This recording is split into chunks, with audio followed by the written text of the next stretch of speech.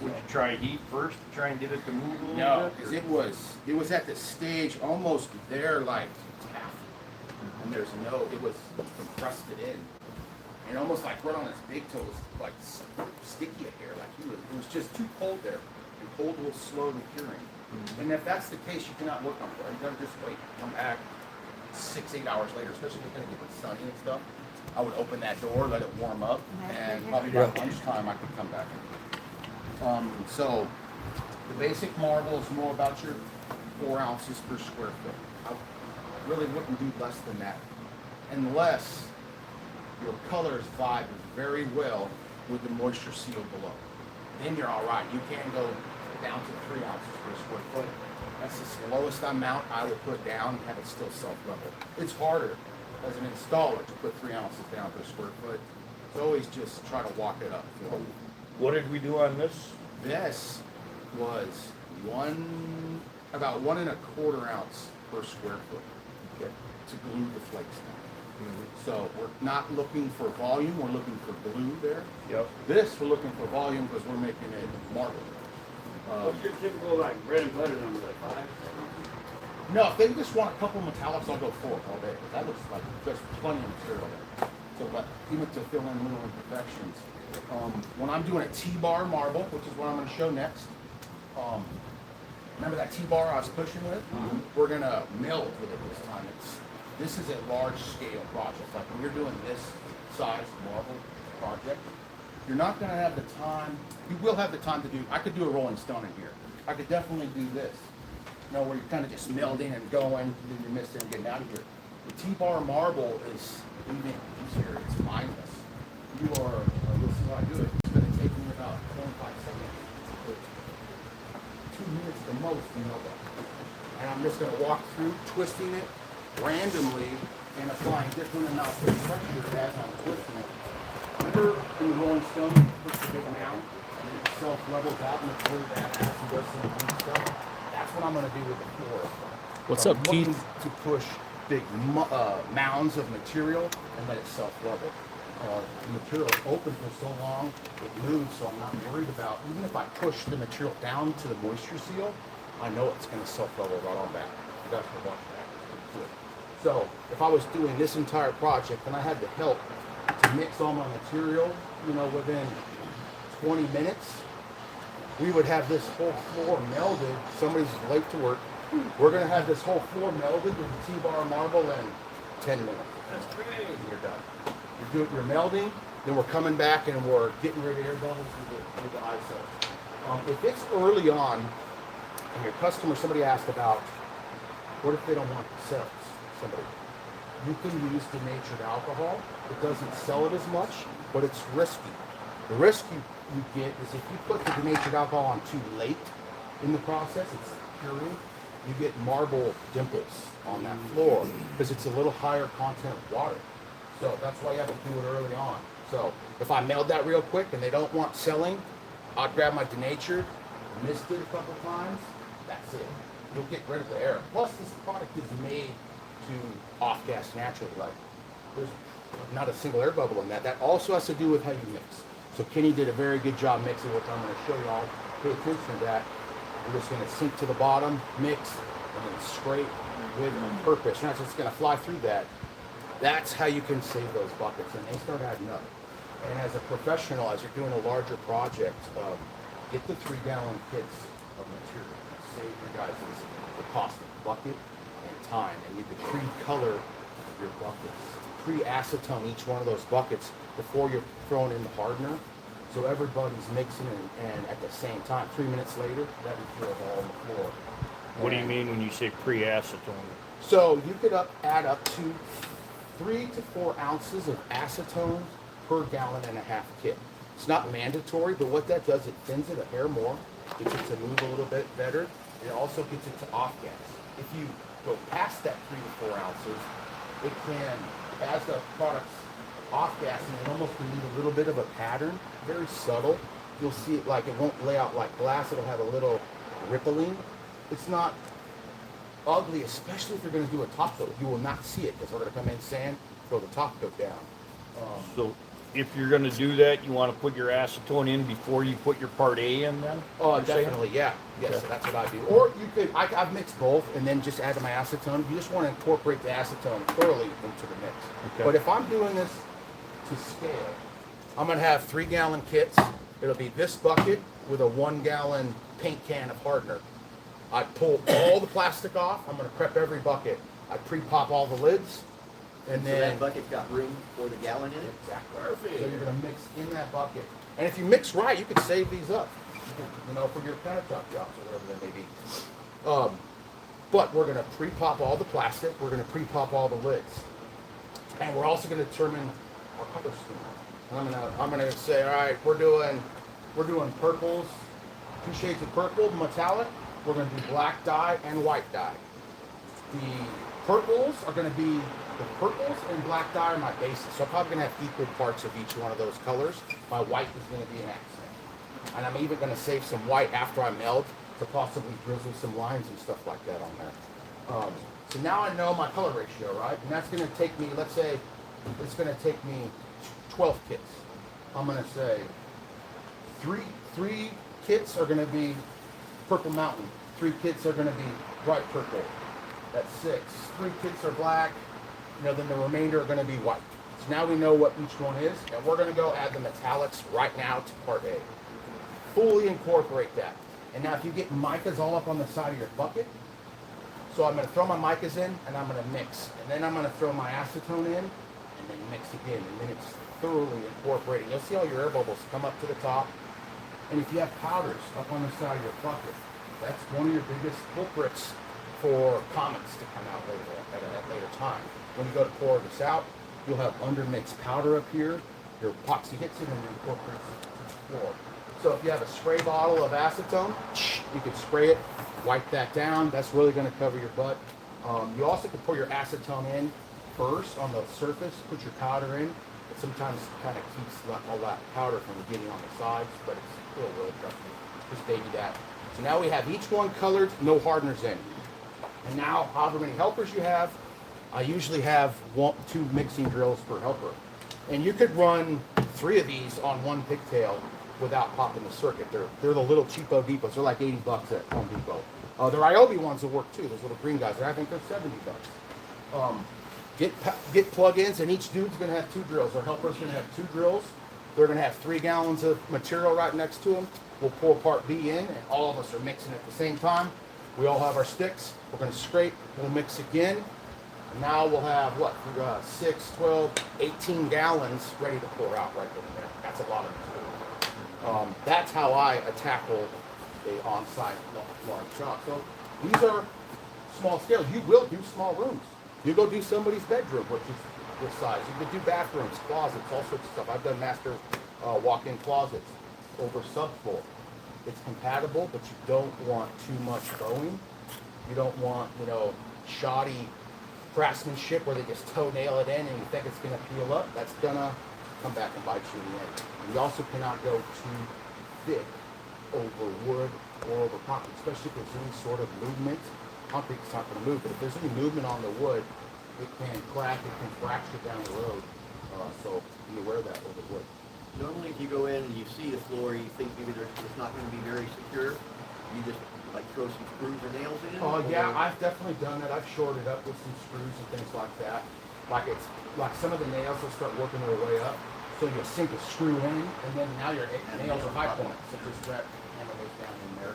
And I fill the nail holes with our floor patch fill. And then I fill the seams of any subfloor. If it's 2x6, I'd level clip that. And, you know, you're not going to want to patch all that. That's insane. So we're doing our T-bar marble is kind of what I call it, but it's a premium finish. It's going to be more material. So I'm using 7 ounces per square foot. And I'm also going to thin it down with some acetone. I'm always usually, the acetone I think is right on that shelf in the back. See that? Bud? Blue can, can. solvent, back one. So when your bubbles come up, you gotta heat them up like Not on the floor. It's like that's what the isopropyl to nature's doing. Oh. If I want cells, I'm just using isopropyl. Most of my So customers. like when you after you mix, you don't have to. No, I'm not doing that. No, yeah, because I'm also going to mix with a purpose. I'm not going to sit here and try. I'm not going to want to incorporate as much air into this thing as possible. I want to incorporate as little amount of air into this thing. What about your relax? The relaxer works, so they have a. But I assume the relax is going to be a lot more expensive to use than your alcohol.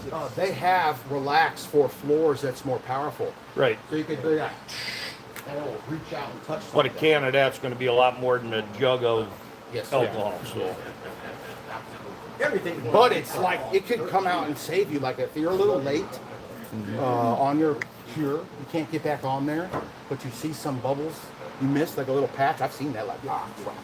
Well, hopefully they're going to come out, but you could reach out. That stuff will come out in the rain. So it has its purpose, definitely. All right, so let me add a few Do you ounces. think Stone Coat's gonna start carrying relax? Yeah, we're going to try exactly. Since Rhonda's not selling it, because the customers have grown accustomed to it, so we'll try to get it to y'all. And then for now, you can probably just go to his website. I'm sure he sells it directly. Really cool dude. That guy actually, come to find out, was a contractor. Great friend of mine. Oh, he had a small world. So I've got my acetone just clear, slowly mixed, especially since I don't have part B in yet, right? A little less volume in there. I don't want to whip a bunch of air. If you do whip a bunch of air in, it's not the end of the world. The solvents later, get it out as you, after you meld and everything. Because you're going to add air into it when you meld and when you add colors and everything. It's possible. The flooring epoxy is designed to offset, move, self-level.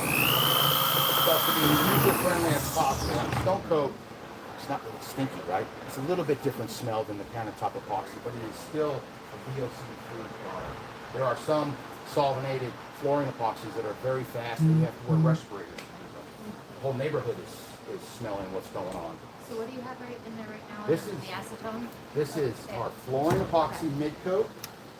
So you have to put in the acetone. Yep, so now on day one, we showed up, we crack patched, we ground the floor, we vacuumed up all the dust, we then applied a 1/2 ounce per square foot of gray moisture seal epoxy primer for our grout coat. For our grout coat, this is hypothetical, walking through it. In about 2 to 3 hours after that application, because a lot of it just absorbs right into the slab. You can be able to walk on it pretty quick. I'm going to mix up 1 ounce to 1.5 ounces of moisture seal epoxy primer. And instead of pull that tight with a trowel, I'm going to pull that with a, instead of pulling it tight with a floor scraper, I'm going to pull it with a T-bar or a magic trowel floor squeegee. I'm looking for a nice coating at this point to seal up that slab. And then we're going to let that cure. Now we're back today to do the marker. I just applied our part B. So now we're going to thoroughly mix about 2.5 minutes. And you'll be able to watch the epoxy go from cloudy to crystal clear. And that's a chemical reaction happening. is that a 1-to-1 again? This is a 2-to-1 product. And what indicates that? Oh, okay. You asked 2 of the gallons. You threw one away Well, already. big bottle and a little bottle. That tells me instantly we're working with a 2-to-1. I just didn't see the other big bottles. No, that's all right. I poured the B in already earlier when you guys were in there yapping.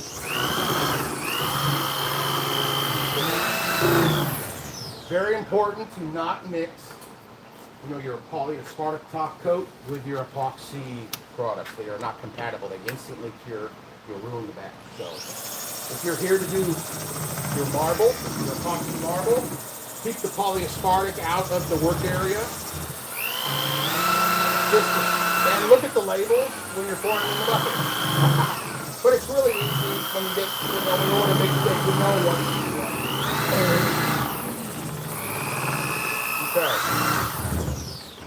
I'm mixed. I'm going to grab my paint stick, and with purpose, scrape the side. I'm looking to get undermixed epoxy off the sides and bottom of the bucket. So with decent force, I'm pushing the leading edge of this paint stick along there, and I'll see undermixed.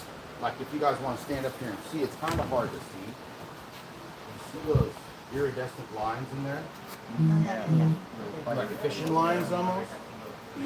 That is undermixed resin I just pulled off the side.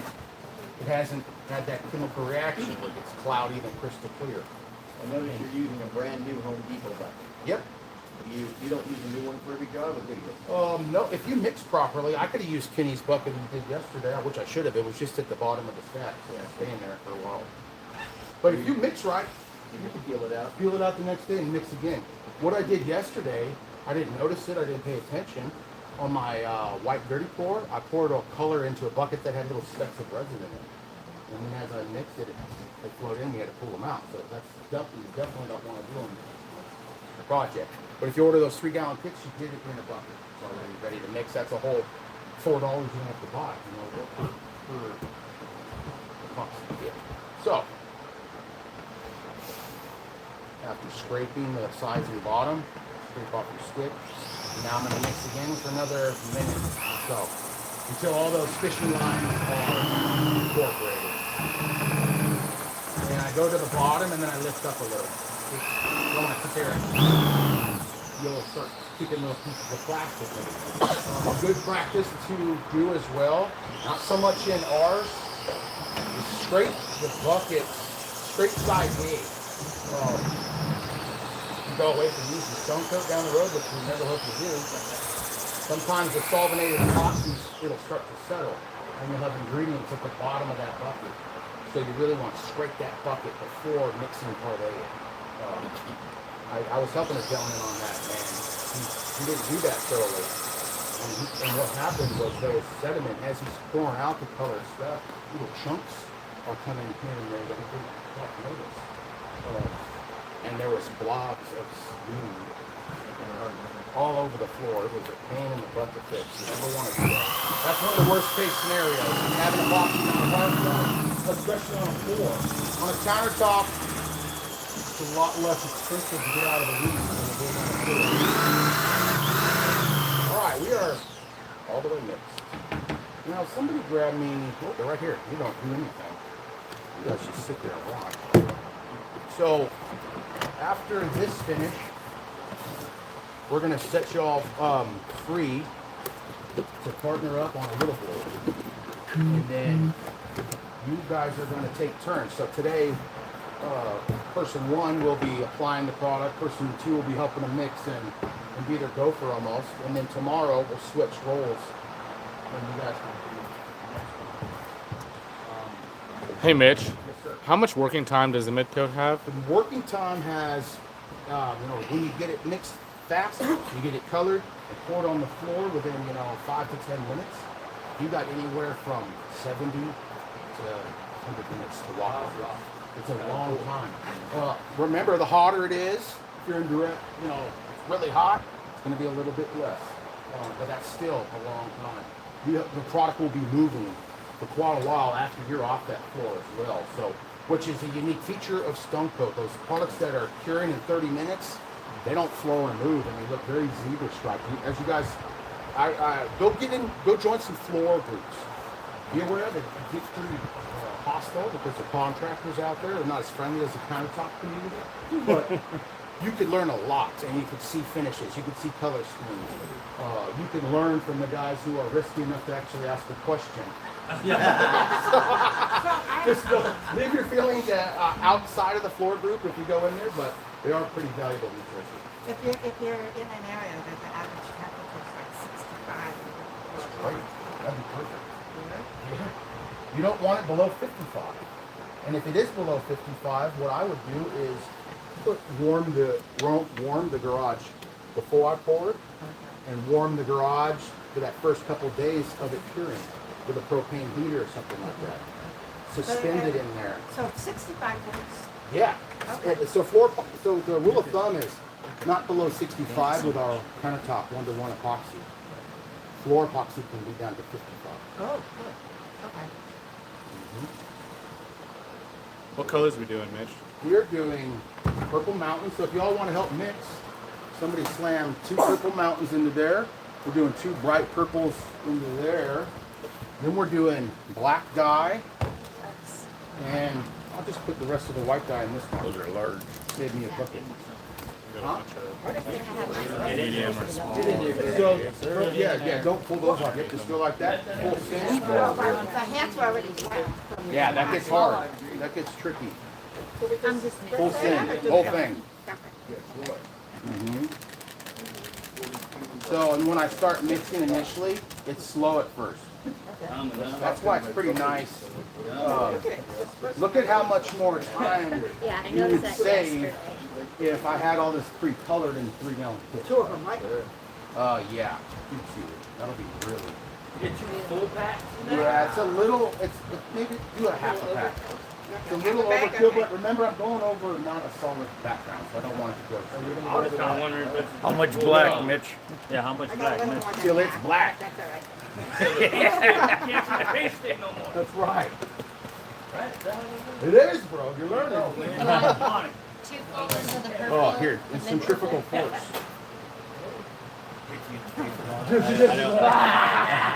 That would be horrible. You want 2 full ones of the purple? Do a half of that.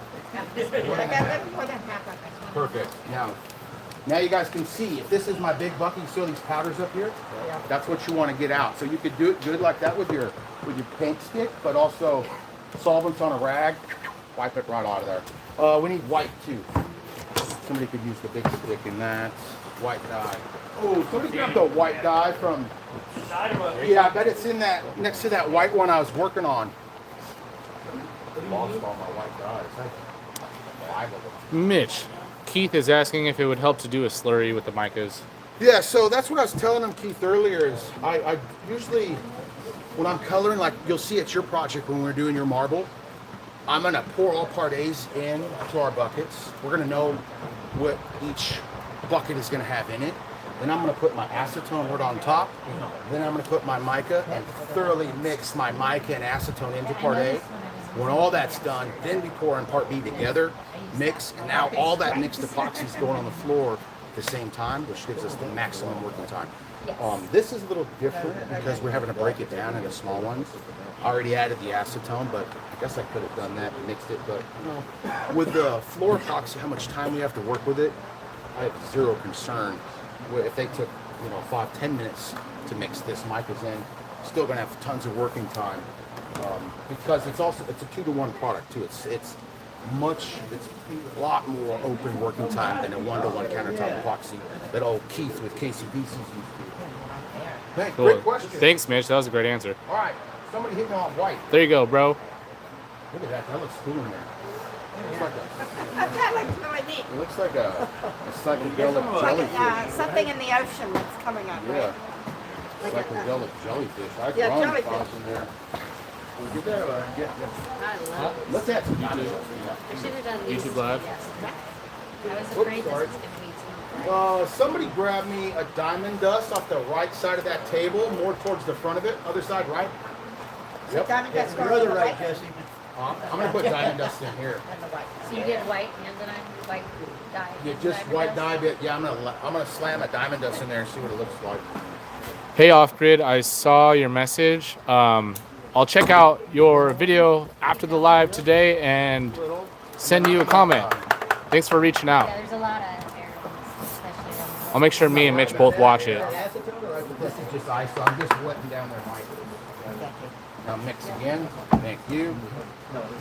Pro tip on these: don't pull that part Oh, okay, okay. because you could grab them and open. But you're all good. It's the only trick. That's what I was telling you.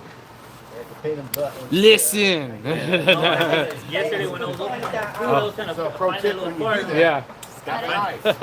that's okay. That's what happened to me when we first got the bags too. I kept ripping them. Right. Going to the club. Oh, I got the diamond dust. Cheers. Diamond dust. Whoa, whoa, whoa, whoa, I will cover it up. whoa. We gonna party tonight. It's going to be all glittery. We party Where's tonight, the bro. dollars? I'm sure. live stream, I guess. So would you spray the outside to get the damp dust? Diamond dust won't leave craters. So okay, here's another culprit of craters, shooting stars, air bubbles. If you don't thoroughly remove air bubbles, if you mix like a wild person and incorporate a bunch, the air bubbles are going to make their way to the surface. And as the material self-levels and moves, the air bubbles are floating around still, and they're going to part the micas and leave shooting stars behind. Pro I tip. feel like Kenny's staring at me right now. I think you're missing that right. That looks good. You guys look great. Let's go. We're ready to put this down. Let's go. Who wants to go see a floor be poured? For those tuning in, what's up, everybody? I'm Luke with Stone Coat Countertops. We're in the middle of our masterclass, and in this current moment, Mitch is about to make a purple marble floor with our flooring epoxy mid coat. So if you're just now tuning in, good timing. Here's all the students. If you're watching, let me know where you're watching from, and if you've seen our channel before.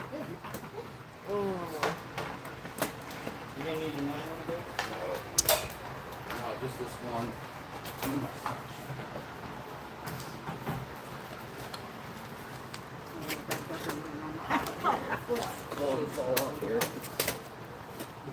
So what are those for? Alrighty. So what are those for? Nice. Welcome, everybody. Those are tripods, like for lighting Oh, lighting, okay. yeah. Thank you. Yeah. So T-bar marble is what I call this to myself. I don't really tell that to the client. It's just a premium marble option for them. But when it's in the paperwork, that's what it'll be called.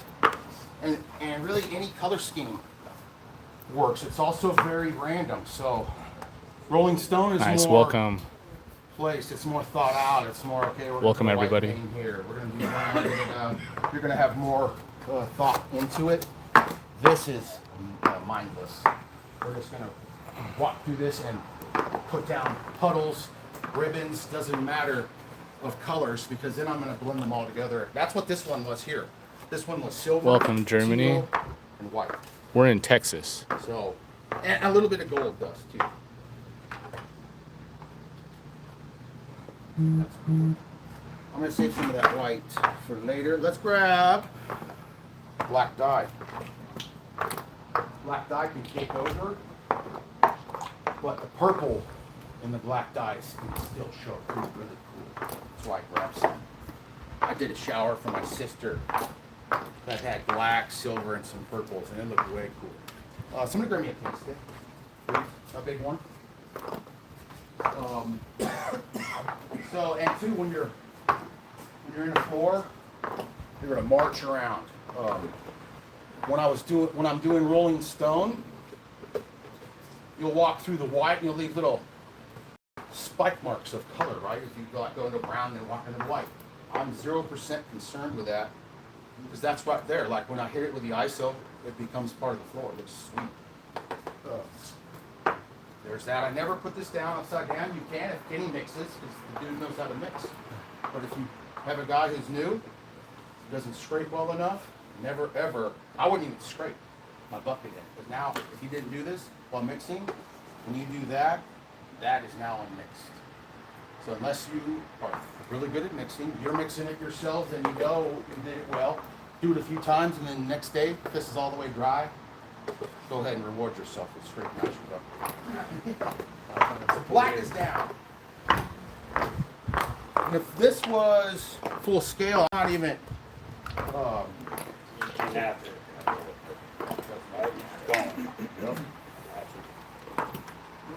That one? Pretty much don't overthink it, right? yeah, it doesn't matter. Huh? I just use that other stick I was using. Yeah, thank you though. Yeah, they're not. Hey, Mitch. Yes. Someone asked if this can be done on a basement concrete floor. Yeah, I can. Yes. There's a few prep steps that you need to know. You need to know the moisture content of that basement. You need to know how hard that concrete is. And if you're under 6% moisture, you definitely can do this product on there.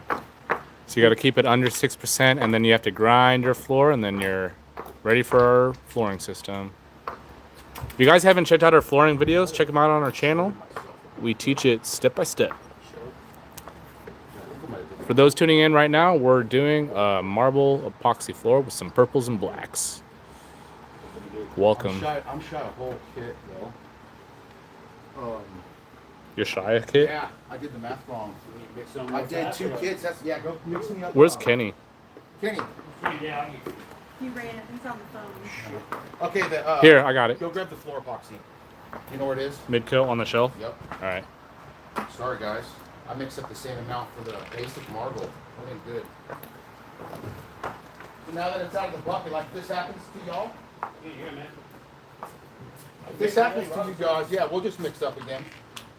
Get it out of your buckets. And now that it's here, yeah, I'm not on that. I'm not on the clock or You got a 70 to, you said 100 minute? Yeah. How much time do you have to get it out of the bucket?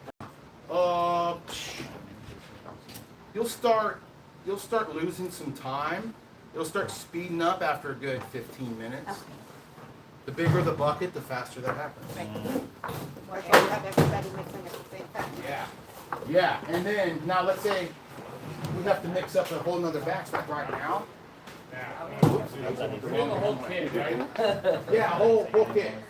Yeah, just do it in a 10-quart bucket or 5-quart bucket or something. So it's not so much air. So this is a real life. This would be chilling out like here. I'd be waiting for them to mix. I'd pop my sparks off and go help them mix the next batch.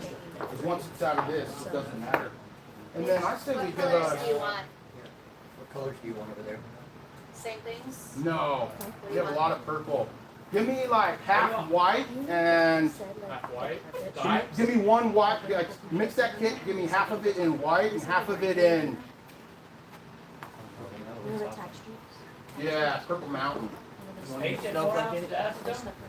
Yeah, Angel does? No, I and then put some diamond dust. Angel dust. Trying to give you a new You get name. this floor done real quick. Trying to get you a new name. Get you dancing. You take out the tack strips from the carpet? Oh yeah, Well, how will you take them off? yeah, that's easy, man. I would do that with just like a little pry bar, Just hammer. lift them up? Yeah, you get under it, pop it up. Okay. Often they pull up. Sometimes you'll break the wood and the nail be stuck, and then I just grab the claw and pop it out. Okay. And it gets sometimes pops the concrete up. Most cases If you it pop will. it, if you pop it where the big nail is, Uh-huh. you just go, and you Bam! down, it all comes up. So don't put the grinder over it. Hey Mitch, Yeah. I got a question from Joanna. Does it dry instantly? The epoxy? No way. So that's a good question. Does the epoxy dry instantly? No way, or I'd be in big trouble here. So some floor epoxies, most are very short work windows. So those are the real pattern floors in the garages, things like that. They look zebra striped. They're going to work about 5 feet of that floor at a time, and then they can't walk back on that. Stone Coat is open and workable for 70 to 100 minutes. So that's a very long time, especially once it's down on the floor. And then you can work with it, manipulate it. It's going to self-level for a few hours even after you're off of that floor. And then at that point, you can come back for the next step, the final top coat. We have a urethane top coat, or you can put a Polyaspartic top coat over that in 24 to 28 hours. So Tina and Brent, that answered your question also. It's great. So You're hired, man. Yeah. How long before you can walk on it? Oh, that's a great question. So, if the product is not sticky, won't put your fingerprints in that, you can walk on that the next, 24 to 28 hours, because that's when I'm going to come back for the final top coat. That top coat is walkable again in 24 hours. The top coat, the floor will be curing for the next 30 days, the epoxy. But if you put a urethane top coat on it, you can use it much sooner. You'll be able to park in that garage in about 6 to 7 days. And for that first 30 days, don't turn those wheels. When rolling into that garage, this product would still be cured. But after that, it's rock solid. At home, I park my Harley on it all the time, and that thing's heavy. When the kickstand kicks out, here in Texas, it actually has ground away the soft concrete. My floor in Oregon, 0 damage, man. It's amazing. It's Okay, really this- strong, easy to use, 0 smell part. Does it stink? No. Yeah. And that answered another question about the smell, so thanks for hitting that one. Is this the same type of epoxy you use on jewelry? No, this is a floor epoxy. This is a 2-to-1 flooring epoxy. I would probably using UV resin that can cure really fast or something like that. Or we have a art coat epoxy. It's 1-to-1. You got about 45 minutes to 55 minutes to work with it, but that's going to take 24 hours to cure. Then you can pull that out of the mold. It's very UV stable. The most UV stable epoxy in the industry is that art coat and Stone Coat epoxy. Okay, talk about the shoe covers you're wearing. The shoe covers, those Yep. are my spiked shoes.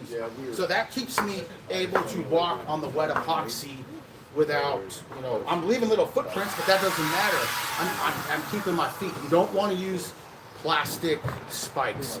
Ask me how I know. I grabbed my college football cleats on my very first floor, and plastic on plastic when it's wet doesn't mix. That was ugly. We're getting highs from all over the world. Hi from Brazil, thanks. Brazil. Do you use fiber mesh on floors? No need to use fiber mesh on floors.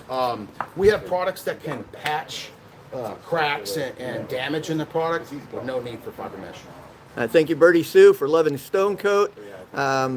Liquid epoxy dries faster. No, that's an answer to somebody else. Hi from the Philippines. So thanks for joining us on that. Someone's taking over our line. Hello. Guy's taking over. Someone's taking somebody's job. Hello, Prod from France. We appreciate you being here. Woo, got France, the Philippines, Brazil. No, put the diamond dust in the purple mountain this time. Load it up. We're just Hey, Mitch, Yeah, load it. would you be able to use like a baseball cleats? If they're metal. Yes. Yeah, the metal one. Yeah. Okay, because I see some videos. Hello, I think Deepak people from use- India. Appreciate you being here. Cameroon, awesome. Thank you for joining us. 1x4. and punch All right, nails more through people it. from France. Brent, thank you. So you're not worried about talking all the different colors? No, like because that? we're about to meld them. So what about colors turning yellow, Mitch? What So about? floor epoxies also has some UV stabilization, but if I have a garage that has or a house with tons of windows and stuff, I'm gonna walk away from pure white veins. I'm gonna meld this so it's barely gonna be white, something like that. Lasts a long time. If you had big ribbons of white in an area with tons of light, I'm gonna walk my customer into going a little more gray towards that. Add a little bit of violet into that white and gray. The violet masks yellow, makes it last a lot longer. Can you cut it with xylene to extend the dry time? No, it wouldn't extend the dry time. That xylene, though, can add some kind of pretty cool effects in the metallic powders. You can cut it with some acetone to help with the off-gassing and help with the spreading, but it doesn't affect the dry time or the workability. So could this be used outside in stairs, especially if it was colder? No, I wouldn't use this marble epoxy outside in stairs because it could be slippery when wet. We have a flake system or a quartz system that you broadcast colored quartz sand. That is what I would use outside on stairs. Not gonna slip it all. Holy Toledos, look at that. Yeah, it is gorgeous. Thank you for saying it's beautiful and we're awesome. You guys are too. Thanks for joining us from Florida. Thanks for the comment, Brent. Would you cut it with fentanyl? I'm guessing no. It's diamond dust. That's from Florida. That diamond dust in the purple is crazy, Luke. Yes. You said dump it. I love it, bro. That's what I'm saying. Thanks for joining us from French Polynesia. That's awesome. Thanks for laughing with us, This is a Alessandro. customer's floor. You can go wild. But no. Like, Now he's go wearing look around. spiked shoes, Barbershop. Chastity. He's wearing shoes with metal spikes on the bottom of them, and it allows him to walk around and the little points won't mess up the epoxy. He's saying that you also could use There's a lot of epoxy. baseball cleats. You got There it? are, because that Thank you, sir. area out there. Can you imagine like if this was in a club or a bar with a Hey, what's up, everybody? Luke back. Sorry I had to help him mix up. So, Did Guy introduce himself to the audience? No. How was Guy? Guy was Guy's a student. You guys are having a good time at the class. Yeah. hey, Birdie, great question, Birdie. So all epoxy will amber over time. It's just a matter of how long, right? So a couple years to several years, depending on the quality of the resin. So we do have a polyaspartic top coat though that really helps with UV as well. diamond dust in this one? No, we didn't do diamond dust in this white. We did it in purple. Chastity, we have a website, stonecoatcountertops.com.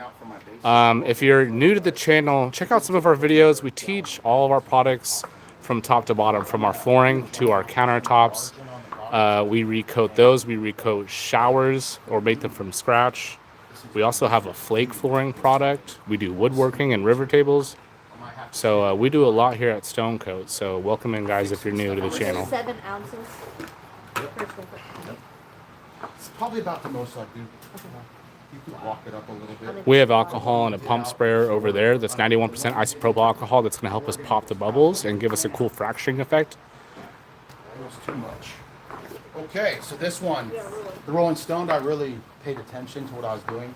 This one, you're not going to. You're just going to push the material randomly. Kenneth, yeah, we have a UK distributor. Easy. Google Stone Coat UK. Come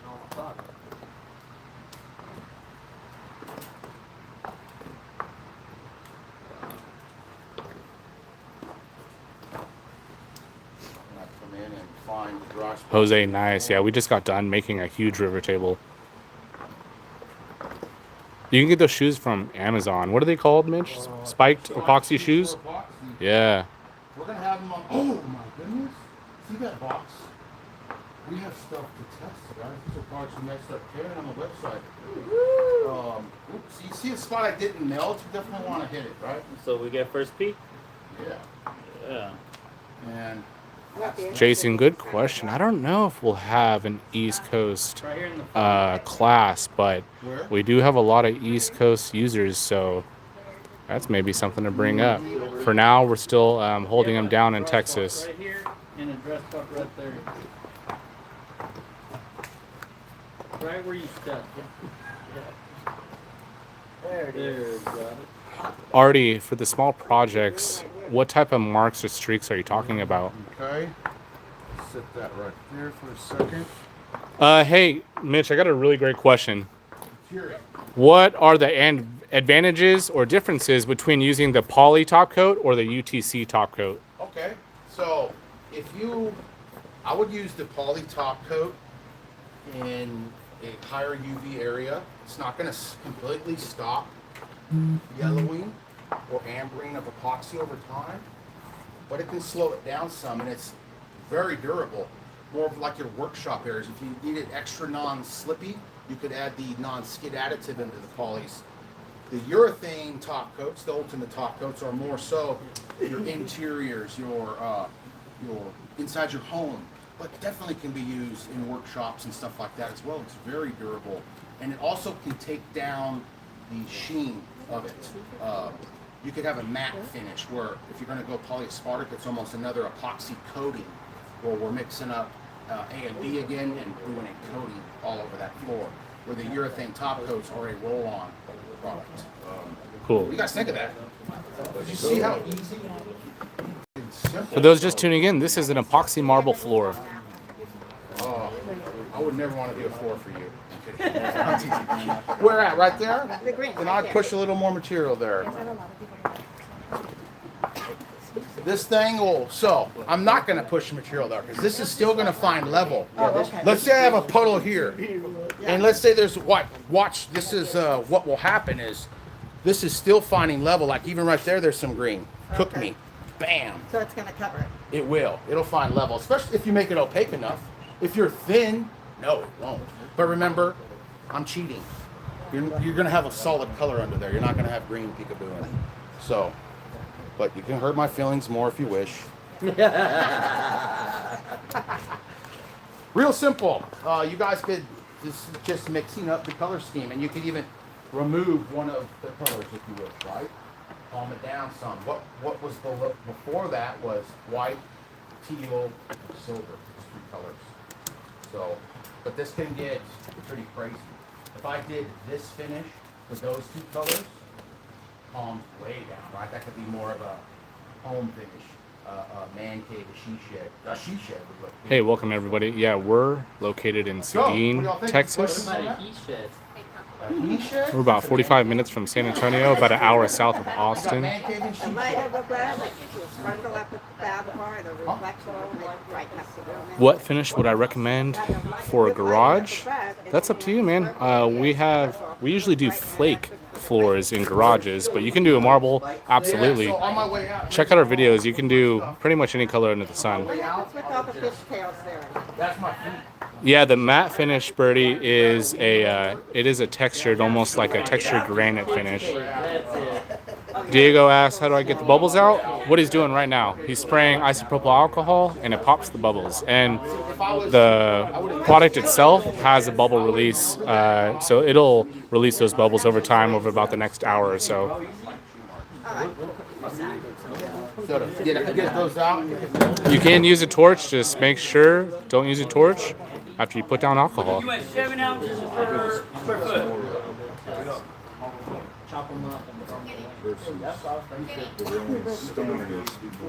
Check out our website, stonecoatcountertops.com. Go to our resources tab. We have an in-person workshops section.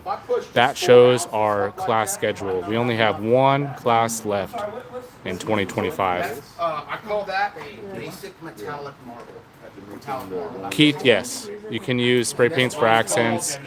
We haven't really done it too much in our floors. We've been leaning more towards the fusion sprays because they look, well, in my opinion, and me and Mitch's opinion, they look a lot better.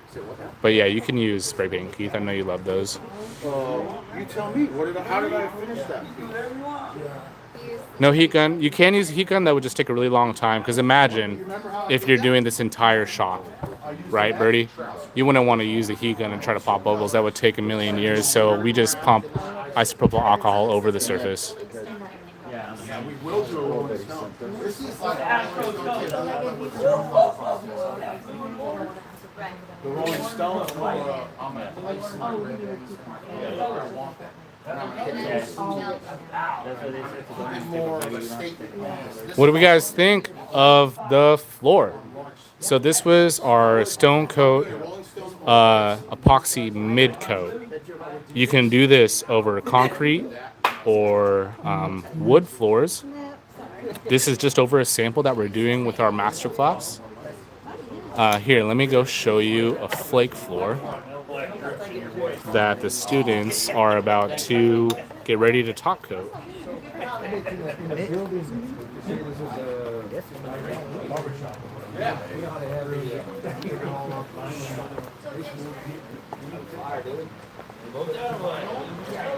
So here's a flake floor. We threw these down yesterday, and we're gonna get ready to scrape this. So this is typically what we put in garages. You can go outside. So this is some good stuff. So we have over 100 different blends. You can match just about anything. You can match your favorite sports teams if you wish. We're doing a bunch of samples. These are from the last class. We'll be coating over these. Yep, students do all these floors. We try to make sure our classes are extremely hands-on.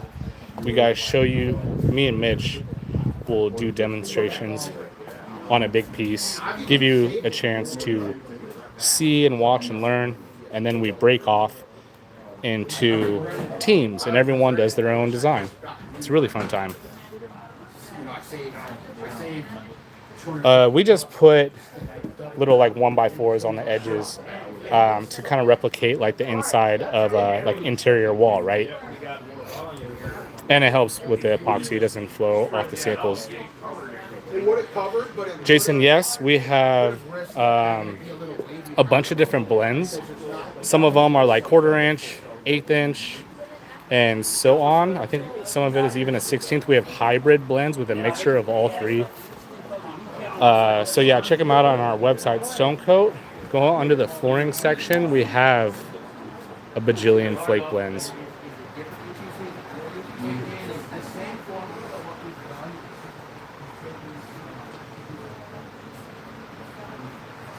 John, good question. You can do like this shop, I believe is, I don't know, it looks about 30 by, I don't know, 80 or so. And we could do this whole shop right now if we wanted. The size of it doesn't matter. You have enough working time with a big enough team, you just do it in batches. You can choose to fill your expansion joints. If you want to make it look seamless, that's pretty easy. We have a floor patch product that works for that. It's the same stuff that we use to fill cracks and damaged concrete as well. If you guys are new to the channel, I highly recommend checking out our hundreds of tutorials that we create for you guys to watch and follow along step by step to answer all these amazing questions. Guys, let's go do the scraping now, and then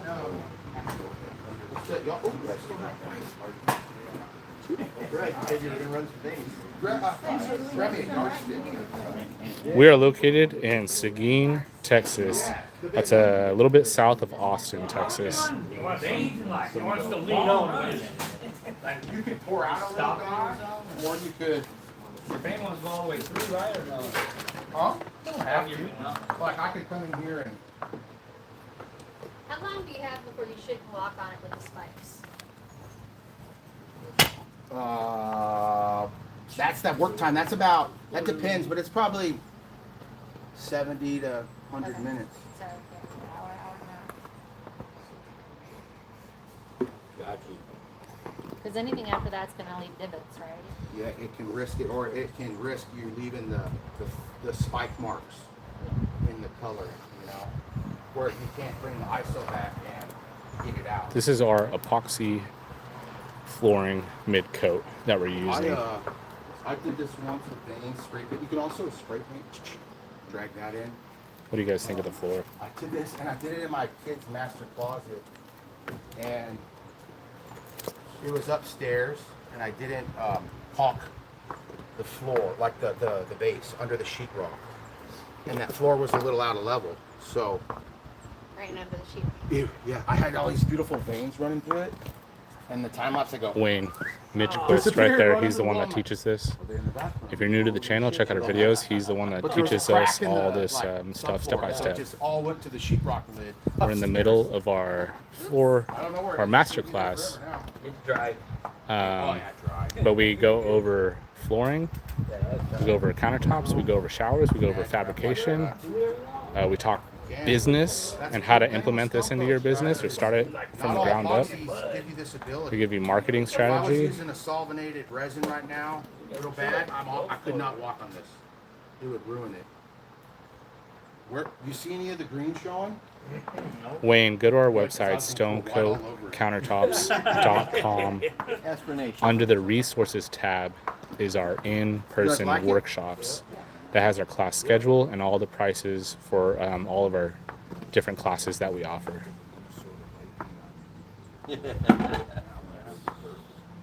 Yep, you guys are getting a free inside look of our class, so hope y'all like it. All the students here had to make the commitment, make the leap of faith, but we're so excited and happy that they came out to learn hands-on from one of the best. So these classes are always a fun time. Kenneth, that's a great question. This can go over a lot of stuff. For the flooring specifically, we go over concrete and wood. What can't it go over? Maybe asphalt. It's not really a situation where you would want to go over asphalt, I don't think, as that moves and cracks and is really porous. For countertops, we go over wood, laminate, granite, marble, corian, solid surface. You can go over you can go over metal. Yeah, you can do a lot of different things. Glass. It just depends on the job. Cut me in a little bit of the project, you know. I won't kill you. Pay your I'll kill travel. y'all. Pay the travels and. And don't forget me. He No, that's what I said. I brought you up, dog. Oh, thank you. Any bonding agent needed. So if this is going over concrete, what we're doing first is we have to prep the concrete itself. We have to make sure the concrete doesn't have, if it's like an auto shop, has a lot of grease stains and spills. We're going to clean that up with a degreaser. But the main step you're going to want to do is grind the floor and open up that concrete. Then we do a layer of moisture seal epoxy primer. What this does is it bites into the concrete and seeps into it like tree roots. That's going to soak up and fill those voids and let it off gas. That's our first seal coat. If you're doing a marble, you would follow up with your color coat ISO can get that out. right after that. And then now after this, we would do a top coat next day. We're demanding. Before going over wood countertops, no bonding is needed. If it's a porous So like if this is like all the way down, substrate, our that's epoxy right, soaks that's into it and okay. bites very hard. If it's a solid surface or a non-porous surface, such as granite, tile, and corian, solid surface, quartz, so on, yes, you do need a bonding agent. We have a bonding primer and sealer. So you scuff up that surface with 60 grit, you degrease it, and then you put in 2 thin coats of our bonding primer, and then put our epoxy undercoat, which is just a paint, and then you can do your epoxy. Sure. On the outside area. Birdie, yes, you can we do sell all these in kits, and we have a coverage calculator as well. So if you have like a 2-car garage, you just put in your square foot, and it'll spit out a number. All right, let's go. We're gonna do that. You guys are getting Kartik, I'm not sure. This is Mitch's phone. I believe it's like a Galaxy 23 or something. I'm not sure. Go. Lamar Jackson, the ugliest NFL player ever in your life. I need him to come back, bro. He's been killing me this season in fantasy. That's this week though? They're on a bye week. Yeah. Woo! All right, that's it. Photo, wrap it and stack it. We're out of here. Let's go. So, we can set you free to do Jason, some that's a great marbling, question. or we can hit the If it's flake. me, What y'all wanna do I'm next? using our All right, hybrid flakes So, over get this wrapped the integrated sink and backsplash because you can flake vertical surfaces. It looks like real quartz. That would be the direction I would go. Or you can like pre-fog with spray paints to give yourself some type of color base, and then you could paint on your design with like a textured roller or a sponge. You can go that route and then just do clear epoxy over it. If you were to try to do this over something with an integrated sink, what would happen? Well, you're fighting gravity. All those colors would go down that sink, and some people don't mind that look. I personally think it doesn't look amazing. So in those scenarios is where I would go, like create my design before I put down my epoxy and then just clear, or just go flake. Because now we're doing flake and quartz blends over our showers. You can make your shower match your integrated sink and your vanity. It's a really fun time. Okay, pair up. How many all we got? The coating, once cured, is about an 1/8 inch thick. Do I have enough? Yes. Where this box at? What are we doing? How many? I'm not sure what we're doing. Or somebody gets to do Not all epoxies are created equal. So Stone Coat Epoxy is 0 VOC, meaning you don't need to wear a respirator to use our products. We made it very DIY friendly and safe to mix up with no nasty smells and harmful chemicals in the air. Because yes, you're absolutely correct. Some epoxies are very volatile. Yes, that's like the stuff that you see contractors use more often than not. That one doesn't count. With our DIY stuff, you can pour it in a very small room with no issues. All right, everybody paired up? What are you gonna do? Hey, Mitch, Yeah. what are we doing right now? We are setting the students free. So the students have now learned 2 different marble finishes. Our basic marble, which is 2 metallic colors at about 4 ounces per square foot. We meld it real quick with a trowel, mixed it with alcohol. I'm sure Luke showed you that silver and black before we did. And then we up-leveled it with a little bit of our fusion sprays. Those are amazing. And then I just showed them our T-bar marble, which is more of a premium marble. Instead of 4 ounces per square foot, we jumped that up to 7 ounces per square foot. That's not the most I'll ever put down on the floor. That gives you some more volume to get those colors to meld. We just had someone fall on the floor. I got it! Accidents happen. Okay, now I get to teach you how to fix when you poop the bed. Hey, no, it's gonna give you a good style. Watch. He just fell on the floor. He walked right through What it. happens if Alan walks through the floor? Let me grab some gloves. You good, bro? Hey, bro, you good though? You okay? Okay. Put your gloves on, you wild man. No, watch when it melts. Yeah, you gotta fix your mess up. No, it's gonna melt. Thanks, Birdie. He really tries hard to teach you guys. I was answering them. That was some live action. Oh, I don't tell you guys. Not every day somebody gets Oh up. yeah, you're on Facebook. He almost dude. belly flopped in there, dog. Nah, I'm an athlete.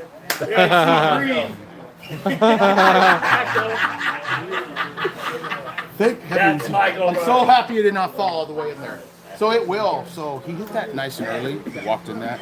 Never recommended, but the epoxy, the perk of it being open so long, you didn't ruin that floor. I'm gonna grab that roller and fix it. Pro tip, we have resin remover on our website, so if you ever get sticky, In gallon jugs. yes. Oh my God. That was hilarious. Well, how you cover? On Facebook Live. No way. YouTube live, right? Yeah. Even more people. Yeah, we have a lot of people in there. That is. Thanks everyone for tuning in. Drop a like if you like what you've seen. I was talking to him and I just see that. I'm like, oh. Not that bad. Did you get it on your shoe too? Spray the bottom of it with isopropyl. Not bad. It's a mock-up. It'll turn into an ice skates. Gotta cut yours You out. gotta Relax. put footprint there. You gotta make sure you don't commit any crimes. Yeah. There's card. There's It Ram wasn't board me. down. It was the 1 foot man. Here, spray it, Mitch. Let me show them. Oh my goodness gracious. Hey, help us play. That was a happy accident because now it's fire. See, I told y'all gonna be fired. I told you. There you go. What's up? This is an epoxy floor that we just made in the middle of our masterclass. We got about 20 students out here, Tomorrow you can sign it. and we're learning epoxy floors, countertops, and showers, He knows. He keeps rolling. and how to fabricate countertops from scratch with NBF. Let me know how long you guys have been watching the channel, or if you're new here, and where you're watching from. Right now, we're in South Texas.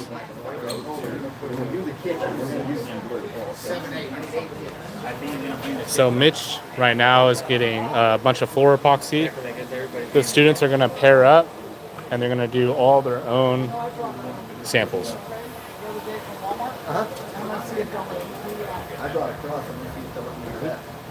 And then this is the purple one that we just did. Thanks everyone for watching.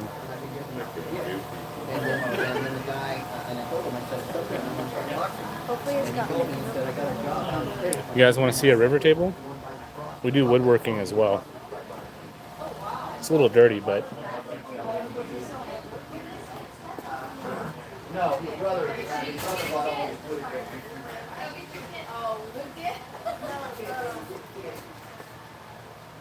there you go. We just built this for a woodworking festival in Austin a couple weeks ago.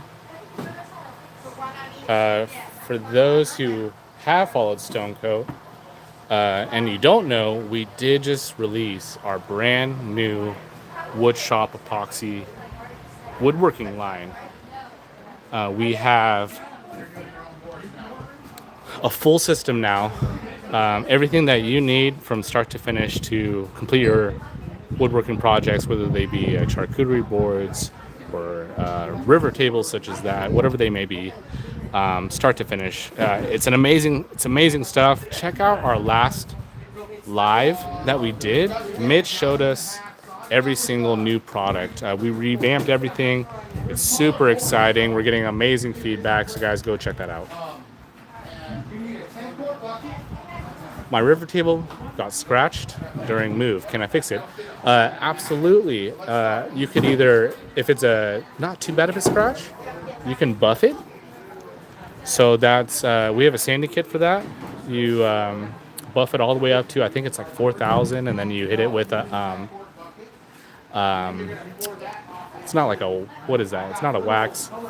It's like a polishing compound. And then, but if it's a pretty big gouge, I would recommend flood coating it. In our wood shop epoxy, we have a flood coat. You'll sand your river table 220, clean off the dust, and do a 4 ounce per square foot clear flood coat over that, and that would fix your scratch on your table. Alright? How many colors you want? 3 to 4. They're small boards, so it can get carried away. Most of these have 3 colors on them. So, I got sticks here. I got a mixing drills. Let me go grab another. So our epoxy runs about $5 to $10 a square foot, and you can it's the durability is up there with like a I'd say like a quartz is very similar. So high scratch, stain, heat, and UV resistance. And if you were to bid, let's say like 60 square foot of granite, you're gonna look, you know, upwards of $10,000 for those counters, depending on the type of stone, right?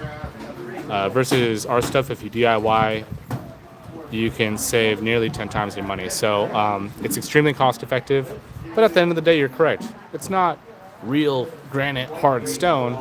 However, you make up for it with the price point. So a lot of people love it. A lot of people don't want to use it. To each his own. But we're extremely grateful for you guys' watching and support. Y'all have been amazing. Evelyn, you can do our flake floors in your driveway. I wouldn't recommend doing a marble floor over your driveway. Great question. I myself have a flake floor, and I did an outside back patio over concrete. It's held up for years. So you want 3 or do you want a white? Stone Coat's epoxy is VOC free, so our stuff isn't volatile or toxic. That's why you don't see anyone wearing any respirators. There's no need. Make sense? So you're going to mix in a 10 quart, and then you're going to divide. I'm gonna stop talking for a while, and I'm gonna follow Mitch around. Mix in that 10 quart. One color. Thanks, guys, for tuning in. Hope you guys enjoy the live. Smash that like button. I got a battery grill. Who's ready to mix? We have to grab our full part.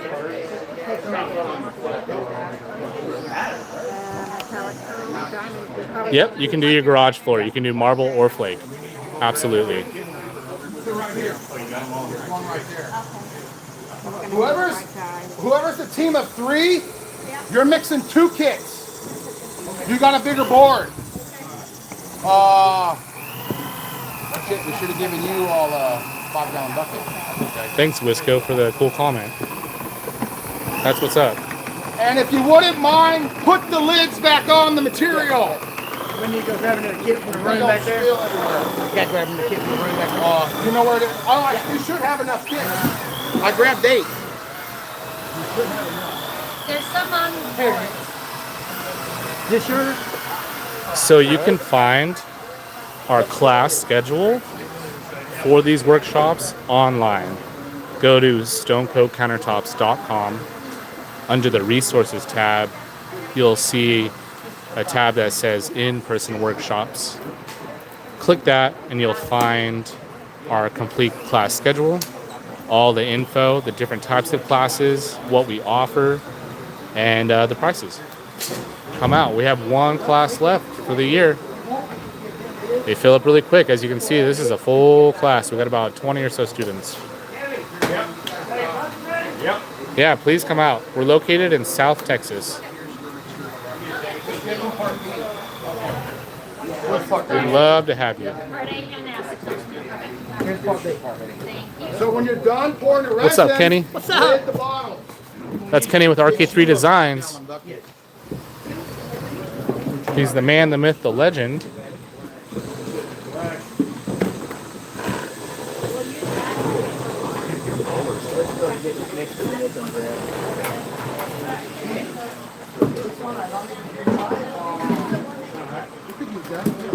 Use a white dye.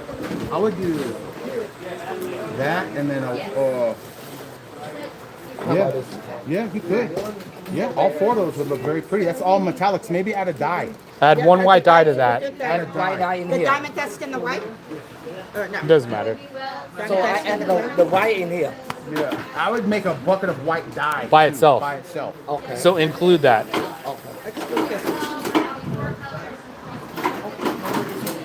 You said exclude the white one. No, you can use it if you want. Just add white dye to that. White dye after. Oh, okay. Yeah. White dye. No, so we teamed up with RK3 Designs. Polytech is Stone Coat's parent company. RK3 and Stone Coat have a professional friendship, but neither own each other. They're two completely different entities. But RK3 was nice enough to let us use their facility for these really fun classes.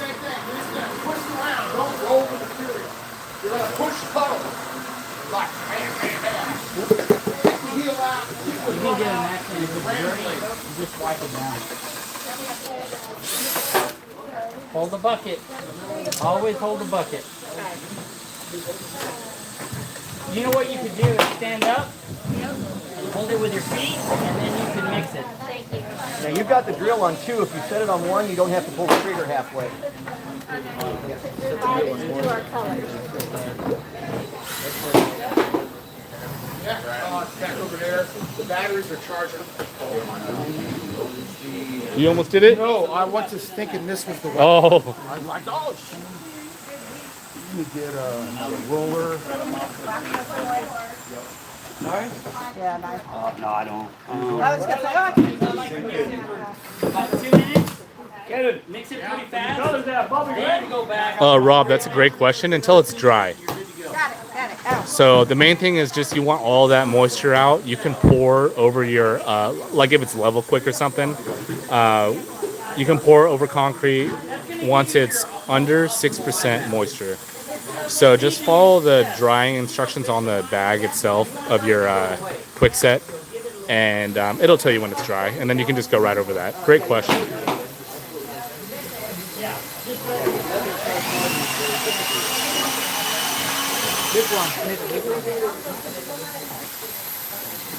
How's everyone doing? You have any questions? Need any help? We good? Cool. What colors you doing, bro? He's going with blue, orange, and white. He's Astros colors. Okay. Not the fire. Okay. That's kind of what I did over here, except for it was blue, orange, and black. For 2 to 3 minutes. Break the sides and mix it in. Here's the roller for you. He might already have one, actually. You already got a roller? Yep. Yes, sir. Here's stuff. Yeah, we're moving and grooving right now.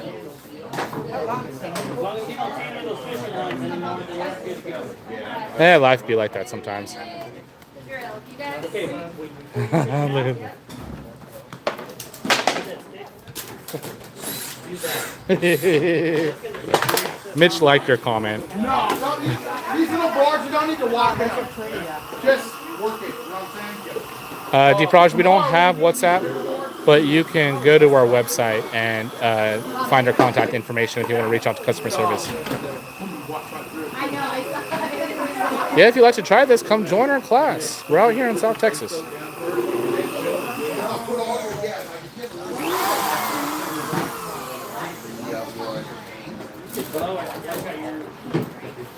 Make sure to close up your metallic bags when you're done using them, please. And put the lids back on the bottle. Yes.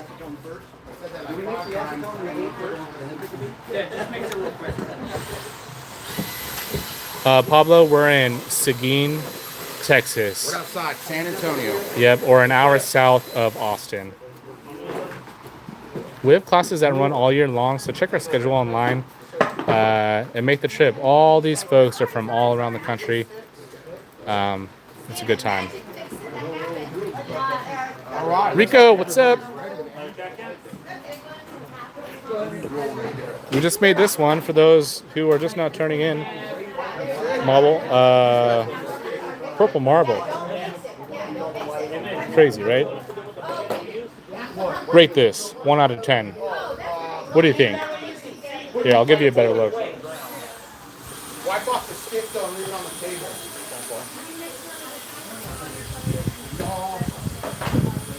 Anybody here? I don't know. I don't think so.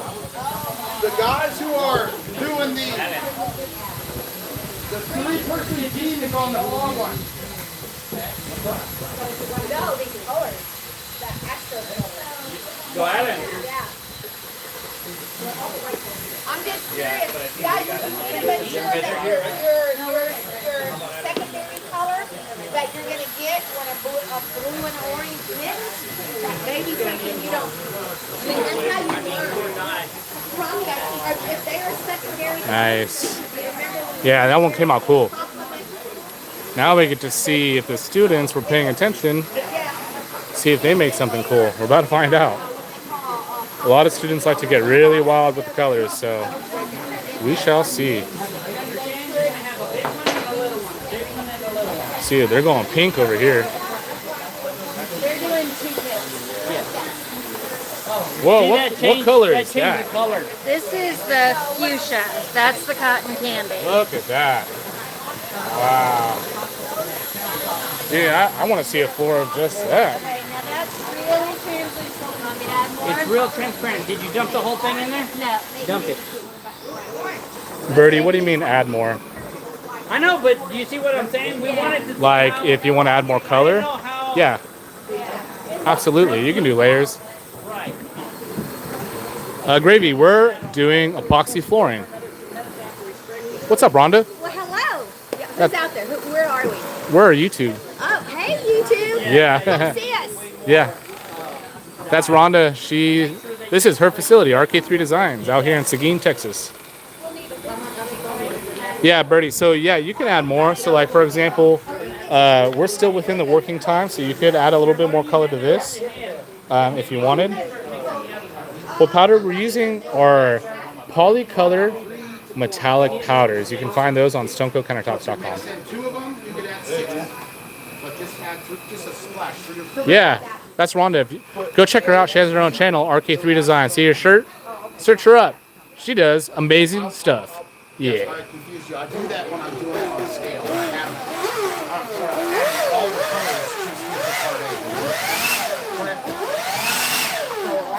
when I have a 3-gallon tank, like I know that whole kit's gonna be purple, then I add the acetone, I add the purple, I mix it through. And then when all my colors are mixed in, then I add the this. This is different because we're mixing it. Throw it in the epoxy. I'm watching you now, bro, just in case. Watch him, watch this guy. Who's getting ready to pour? I want to get some of the action. Houston Astros are. Let's go, Astros.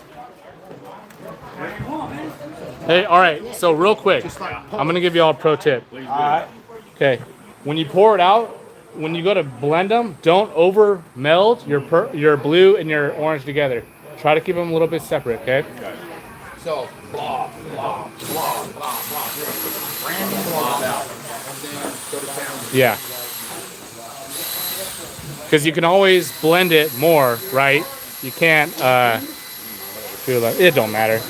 I'm almost with you, bro. There you go.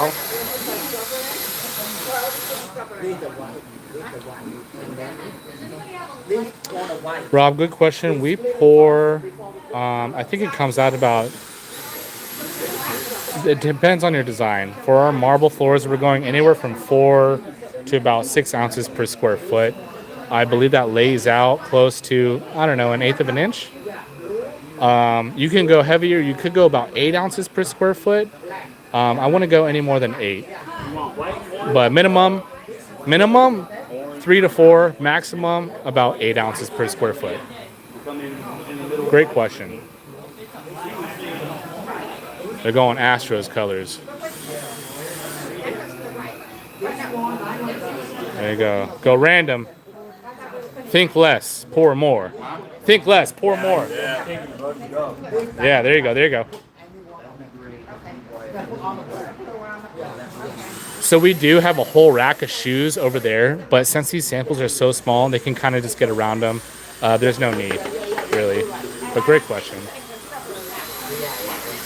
Pablo, we have a lot of different classes with a lot of different prices. Some of them are 1 day, some of them are 5 days. You almost did it. So go to our website, stonecoatcountertops.com. Under our resources tab, you'll see our in-person workshops. Click that, and that's where you can find out all the info that you want to know about the classes. Great question.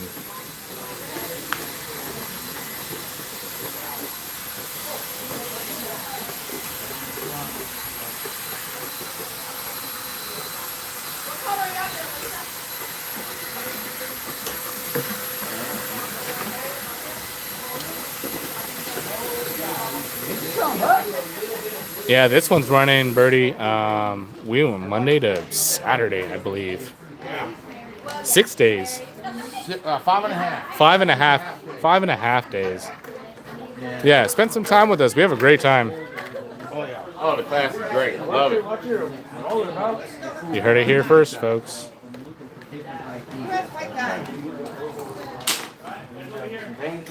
Oh, let's go check out. You guys have the right guy? I have no clue.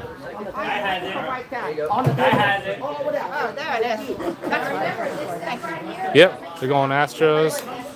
These guys are going, it looks like what? Dark bronze, Crater Lake, and white dye? Yep. Look, I know my colors. That's what's up. This is gonna be pretty colors. Yeah, that's going to be nice. Yeah, that's real cool. So remember, guys, always think in the background. Oh, my Lanta. I don't want to step in this. Be like a little beanie roller right here. You guys want one? Yeah, please. So if you have dry spots, when you go to lay out your material, what I did, remember, I first moved that material kind of to the dry spots before melding. So come here. Try not to stamp it. Don't stamp it. Like, push it and move. Like, move the mound, right? There we go. There we go. Yeah. Yeah. I would use your white though. Go wipe your slip. And see the difference, too, when you go from into the dark to white, and into the white into the dark, right? Yeah. There you go. There you go. There you go, big dog. Oh no. Now, let's step it a little slick here. Beanie roller easier. I got you. Keep going. I should have done You're finished, bud. I'm here for you. Lights here in the hallway, and people are going around. You almost hit yourself too. Somebody else won. No one did anything. You're white. You're white. Rob, good question. The epoxy will only crack, if use that word, if your slab itself, drastically moves, right? But it itself is not going to fail. So, but good question. If that does happen, like if you, I don't know, have a big shift after, like, let's say a crazy storm, and you have you're in the negative, 15 degrees or something for a long period of time, the epoxy itself won't fail because of the temperature. But if the slab shifts, yeah, you can fill it. You can fill it with our same mid coat and then top coat, and buff that spot over, or you hit your whole ground, like your whole floor, sand it, and just do a new top coat. But reason why I kind of don't have an extremely direct answer is because I actually haven't seen that happen before. But I hope that answered your question. You can always patch something, but it's easier just to buff the whole thing and go again. I'm on the fire, dude. Yeah, we've done mud rooms before, or little entryways with marble and flake. For me, I'd like to do the flake. It's a little bit more grippy.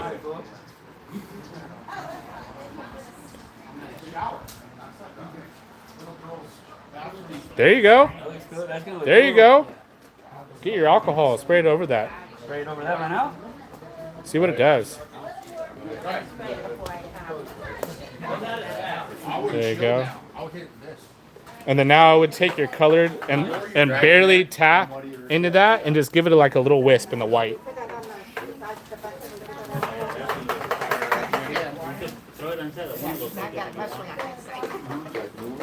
Nope, none of these people have worked together before. They're all new best friends. There you go. There you go. Not like a Rolling Stone. Nice. I like the negative space that you're leaving too. Good job. What you were kind of melting. I'd hit that blue and white right there, and then spray it, and then see what happens. Give it a second. See the puddles? Okay. Let's see what Mitch is working on. See how now it's going to be a little more melded. We'll just hit this section to have that layout and see if you like it any better. So see the difference? I'm pushing the puddle rather than melding, and then the puddle self-levels and does its thing. Ooh, You can make it more cohesive. there you go. Look at that. We got New York in the house. We got the Knicks. Astros right there. Or is that the Mets? That's the New York Mets. Oh, I'm just playing. Sorry, man. But you guys don't. Can I squeeze right by you, bro? sir. Thank you, sir. Learning here. Yeah, that's what I wanted to know. So, All right, so they went orange, blue, yellow. Let me go walk around here.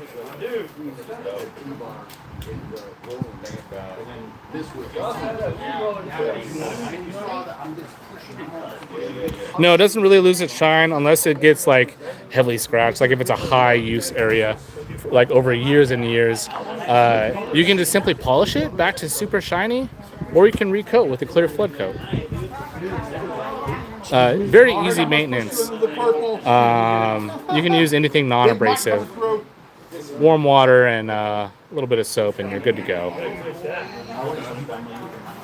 Yeah, this more here was kind of like. Rob, great question. We have an epoxy calculator on our website, and our kits, our pre-made kits, have coverage amounts. So if you have like a 2-car garage or whatever, we have kits that will cover that. But if you want specific amounts, like if you're going 4 ounces per square foot, you need to know how much epoxy you need over 400 square feet. We have a calculator for that on our website, stonecoatcountertops.com.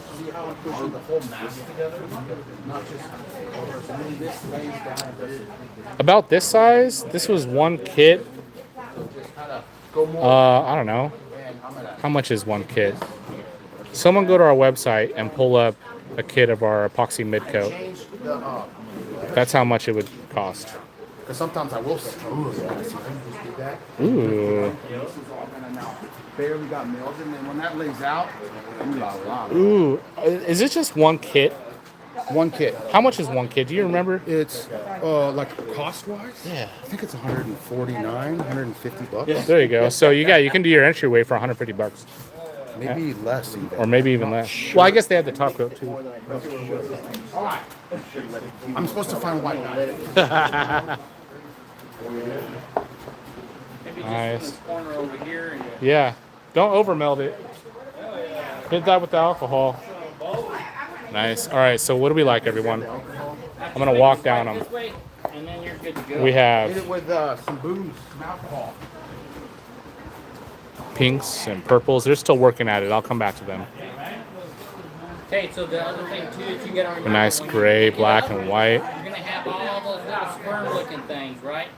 Be careful of your drips. See. You might not want that. I did some strips on purpose. Okay. If you want it, then that's different. Yeah, you can definitely melt it again. Just hit it with the alcohol afterwards so they don't look like man-made. We have a distributor, Rob, in Canada. Where's what's his name? Rob with New Classic? Ronnie? Ronnie. Look up New Classic Resin. They carry our products, Rob. They're in Canada. Where's New Classic located, bro? Toronto. They're in Toronto. Isopropyl on this can get rid of some of these drips and drizzles. So that's when I know this is testing. Do you keep using these? Yeah, we keep pouring in these sample boards. Like this big one right here, this is an 8x8. We've probably poured this 10 times. These have probably been poured, I don't know, a couple times. Okay, so here we have Earth tones and blue.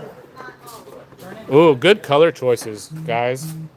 I'm worried about the silver taking over. No, that's a good amount. That's gonna look great. Those are the colors I'm going with tomorrow. That's good. I want to meld that anymore. That looks great. Where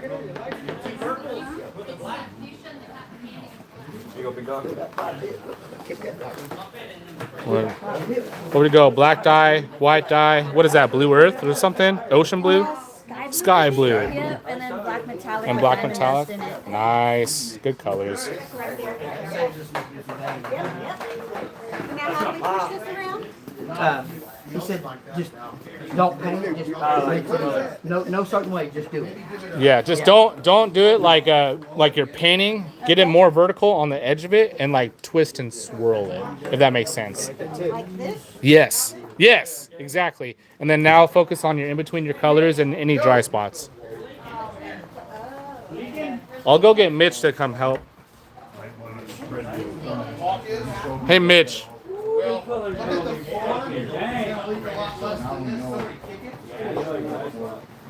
Yeah, it is easy to overmeld. Right, exactly.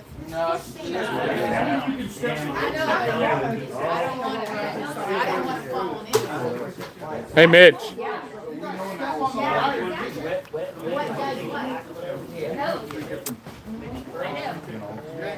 It's like squirrel syndrome.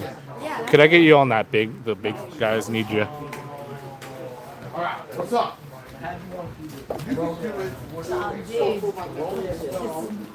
I really haven't showed you it on the floor yet, but what I would do is I hit my seams first, which you kind of have. If you're doing the T-bar marble look, you're going to overmelt it into puddles. Let those puddles come back and wow. So what look? This is pretty. I love that. The Colgate looks better on the ground than it did in the bucket. It looks cool. So it's all what y'all want to do. It's looking quite pretty with the way y'all are swiping it. But so I'm not going to mix colors, but if you wanted to do the T-bar, it's more of this technique, like push and puddle, push and puddle. But I'm going to do that into the colors that I have, right? You already are doing a pretty good swipe or Ruski, so you can do either one you want. But I would get some color into the teal some. Okay. So What maybe color is this? she made a version We call of this Colgate. the cold grape. Cold. What? No, for real. What is that? I like that color. It's next to Birdie, absolutely. It was a green. So you can overmeld, kind of get it more to like a singular color, and then you can re-add in some new accent veins and whatnot to level it up. This looks like a really good. Red maple, yes, you do. So we have a video on our channel. We coated over tile. In that specific job, we did a concrete, like a leveling compound over to fill up those grout lines. Some people use just like a sacrificial coat of epoxy to fill your grout. However you go about filling your grout, yes. You want to fill that up before doing epoxy coat over it, or those grout lines will go through. But yeah, you can definitely do it just with a couple extra prep steps. Remove the roller skins, and they're wet and you're all done, throw them in the garbage. What do you use for a base to pour on wood? For wood, you can just go epoxy straight over that. So what we would do first is sand it with 220, paint it with our epoxy undercoat, which is just a quick drying paint, and then it was either black or white, and then you can pour right over that, about 4 ounces to 8 ounces per square foot, depending on the design that you're trying to achieve.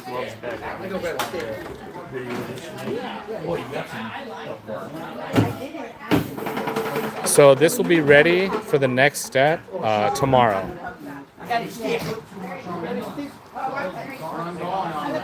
Ooh.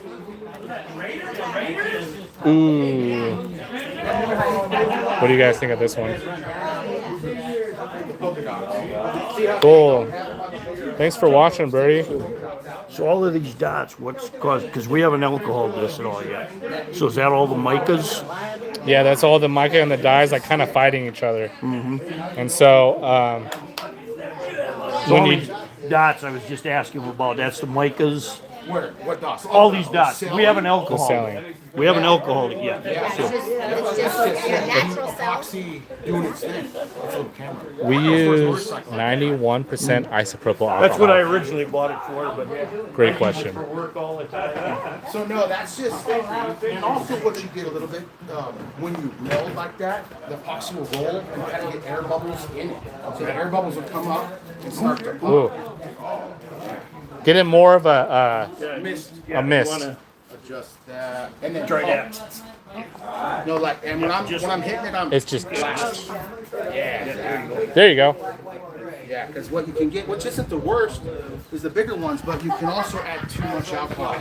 Yeah, I missed it, let it. I'd let it rest. I'll mist it probably 2 to 4 times. So I'll mist it and I'll let it chill and I'll mist it again. This looks really pretty. Great color. Yeah, great color.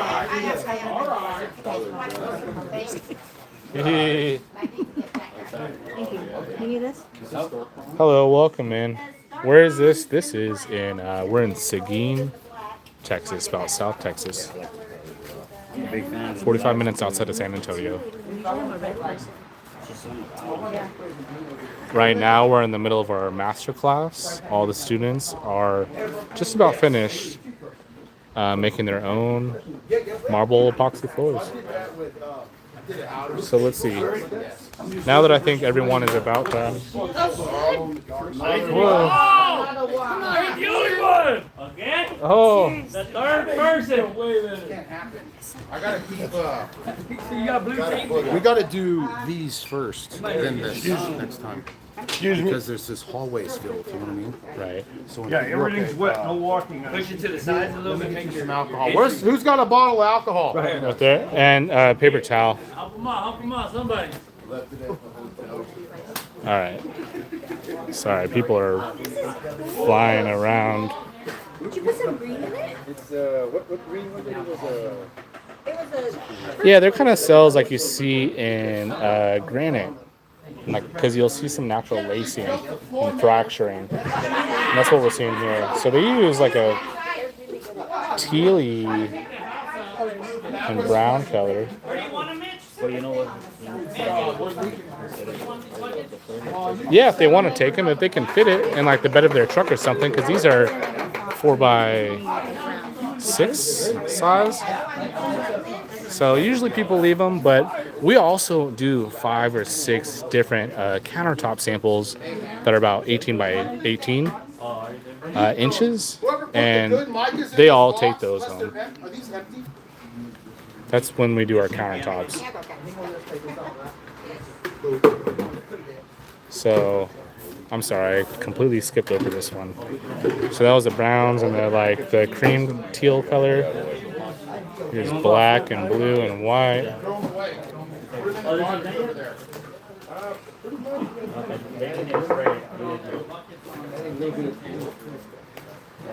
Yeah, it happens to the best of us. If that happens to you, just get some alcohol, or we have resin remover for that, and spray it on, wipe it off, and you're fine. Then, if it's a floor, you would need to push material. We teach how to do shower walls in this same class. So I believe we're gonna pour. Are we gonna pour the shower later today, or is that tomorrow? Poured the shower. Oh, you poured the shower. We already did the shower yesterday. I'll have to show Come you. to a clear coat with them. Okay. All right, guys. I know why. Pull the pull the roller skins off. Throw them in the garbage. Bring your buckets over here. Yeah, AK, good question. The top coat does have a pretty good grit naturally because it's textured, but we're also looking into a different type of non-skid grit to add to the top coat that visually looks good to help with slippiness, but we haven't had too much of a problem. A part of our shop is all top coated, and I have not slipped once in 4 years. Shasha, you can register for our class at stonecoatcountertops.com. Under the resources tab, our in-person workshops. You can find all the info there and sign up. Yeah, you could. There's better stuff to use than fine sand. I'm not a Out of batteries. no. Oh, I don't know. How's everybody doing? Okay. Come join us Yeah. in Seguin, Texas, guys. This is our master class. This is a 5.5-day course where we go over showers, floors, countertops, tabletops. If it can be coated with epoxy, you're going to learn how to do it the right way. We also talk business, how to get leads, how to work with AI to start your business, to maximize your business, give yourself leads. Come join us. Next year's schedule will be out very shortly. You can see that schedule at stonecoatcountertops.com under our resources tab. It goes to in-person training. I'll be the instructor. Luke's going to be out there. It's going to be a great time. We've got a lot of exciting courses coming this next year. We're probably going to do 3 or 4 of these master classes and some pro classes. We've got some great new additions coming to these courses, so check us out. Let me know how you thought. What do you think of these student boards? The students have watched me make just a couple projects so far, floors. We set them free on their own piece. This is a 6-foot by 4-foot piece. What really upsets me in the industry, and I've heard it from past students, I heard it from Canadians that pay me to go up there and train them. They pay thousands of dollars to go to a floor training, and that floor training simply is selling them material, selling them a grinder. You spend $2,000 to go spend another $15,000, and you don't even know how to use the products. They don't mix them up. The guy didn't even know how to fire up his grinder, and he spent $12,000 on it. That's not the right way to go. I don't know how those guys sleep at night.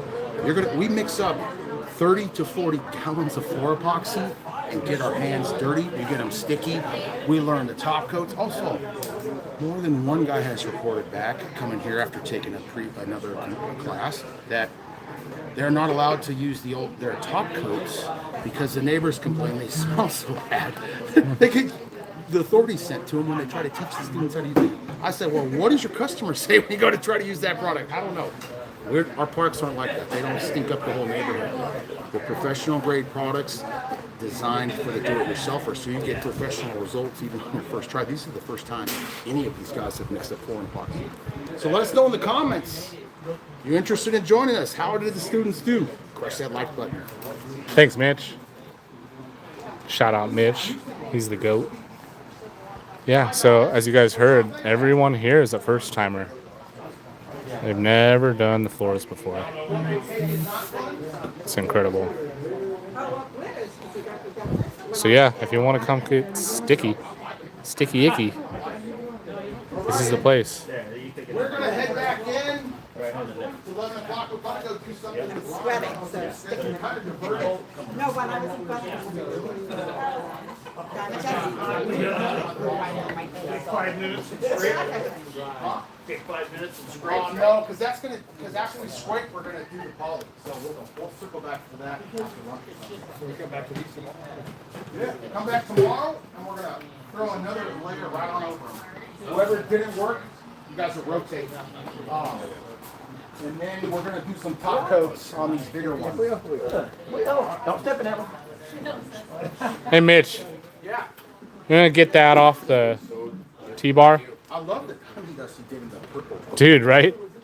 It's so hard to get good pictures of. So there's a polarizer lens attachment. $20. It clips on over your phone camera and you twist it and it makes the glare disappear. $20. Amazon. Polarizer. Polarizer lens for your camera. I swear. And you'll take good pictures of this stuff? Yes. Okay. Yes. Because that's what I was It takes the glare all out. Yep.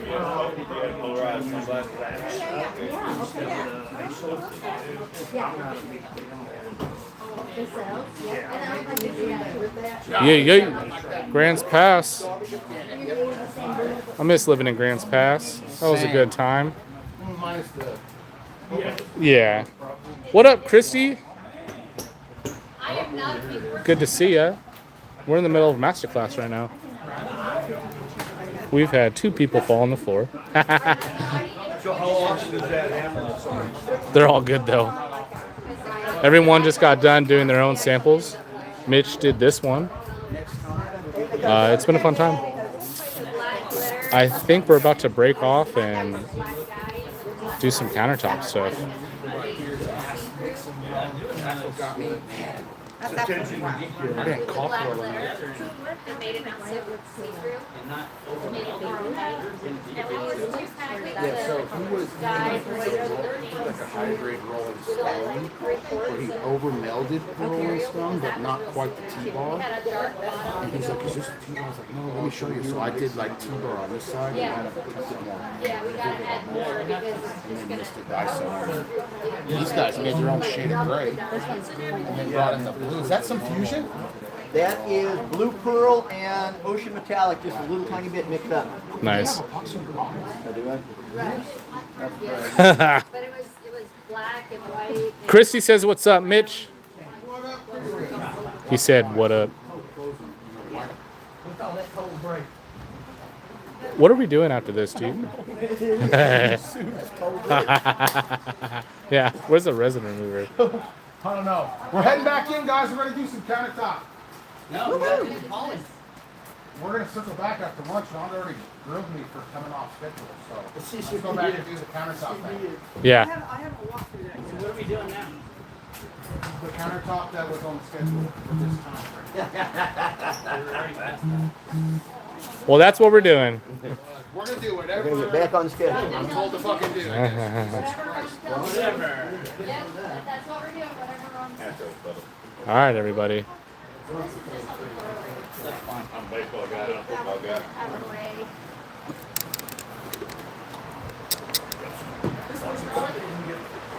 Yeah, we're doing the flake. We're doing the flake? Yeah, so can you get some poly ready, Luke? Yeah. All right, everybody. I'm going to leave you unattended. Yeah, can you help us, Kenny? Get the poly? That's what I'm here for. Cool. Yeah, we need it. Are we doing like the whole day live stream? Nah. I'll kill it after this. All right, I'm going to leave you guys unattended. You're in charge. That's dangerous, as you see. Yes. What's up, everybody? Luke here with Stone Coat Countertops. We're about to scrape the flake floor, apply a Polyaspartic top coat, and then I'm going to end this live. Stay tuned. Start fabrication now or do it later? I don't care.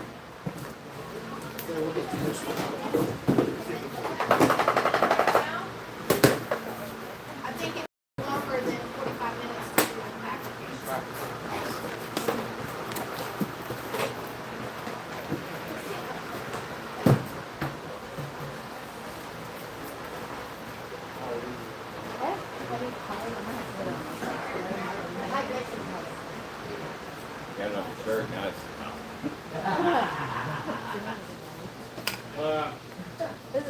You need a roller,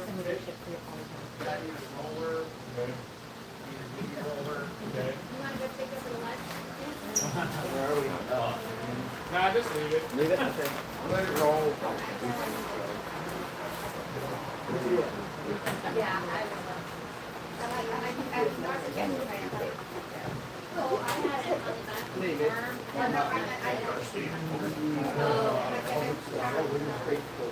Go ahead. No, you're fine. I have an app. I think he's actually helping, Isn't it like, I was afraid that if I remember like this, I was afraid my glasses were gonna fall. Straightening. So, straightening, guys, is pretty damn easy. I'm just gonna keep it. So, like I said yesterday, you could save the very first scraping. I'm gonna scrape that, box it right back up and save it for the next job. So I'm gonna scrape everything in one direction, and then scoop it up, and then I scrape everything in this other direction. You can scoop that up too if you wish, probably will. But then from that point, I'm just gonna vacuum the rest up and throw it away. Now, because we have a leading edge, I'm not gonna pull that right there. It's very fresh though, just about 24 hours old. So just at first, not very much pressure at all. Just trying to scoop all the really dirty flake out of it. But that's better than not having enough, because cleaning up flake One right there.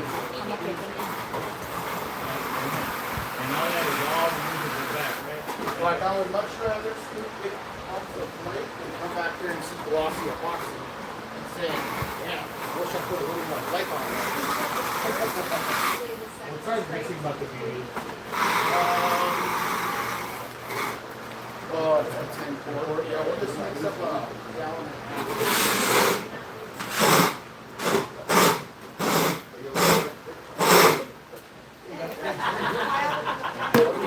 I think Kenny's gonna make sure that. We're gonna scrape it off, and I'll probably grab a broom.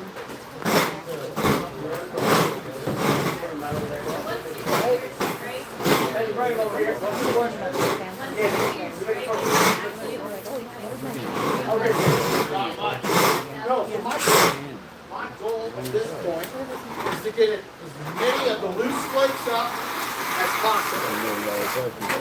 If I rush this step and I leave flakes all over it and I slap my poly down, I'm going to go to back roll this. It starts getting all over my roller and starts creating little mountain high points. I want, by the time I'm done spreading the Polyaspartic and back rolling it, my roller to have barely any flakes on it at all. So I'll take time to scrape through it, scrape that way, and then I'm taking extra time to thoroughly vacuum. You could reflow at this stage because now concrete dust is covered up. Epoxy, you're not getting in trouble for blowing flakes. You will get in trouble for blowing the concrete dust. But it's important, so I'm gonna scrape it all, save it, scrape it, vacuum the whole thing, take off the sweep head and get my corner nozzle and suck under the whole wall. Because as you wall, it'll pull these flakes right out from underneath there. That's not even good. If you start seeing high points of flake aren't being clean enough, this happened to me with my maintenance floor. Have a couple extra rollers ready. If the roller gets too filled with flakes and it just keeps lobbing. I also saw, like as I was spreading it, it was getting a bunch of flake. It was horrible at cleaning it. And I just scraped that whole mess out of there, and I was able to then back roll it out and kind of save it. But you'll get like little mountains and high points, and you'll have to fix that later. But if you, I'll move this shit off, but tomorrow you'll see the reflection will be perfect. There won't be any imperfections. That's what you want. You have to repair those imperfections. Sometimes a flake will stand straight up if you're not flake, and that can be really sharp. So, job site walk through the next day is pretty much an airport, and Luke and I are able to do this, looking for those things. You can go and slice a vertical flake off with like a razor blade and save the day. But little kid steps on that touch their feet, it's a way bigger deal. So we'll never know. So a little job site walk through takes us 10 minutes. We get our pictures and everything for our portfolio, and then we're off. Somebody want to grab a dustpan? Come on, Ashley, you're behind. Wow, that's a lot. That's a lot of time. Yep.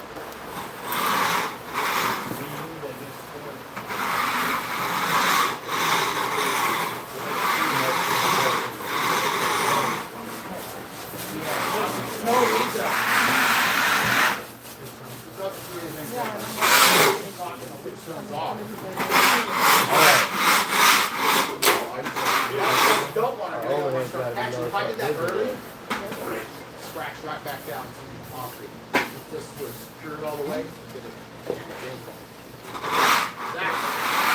In your floor formula, yeah, but we also have a website that says that too. You put in your short version of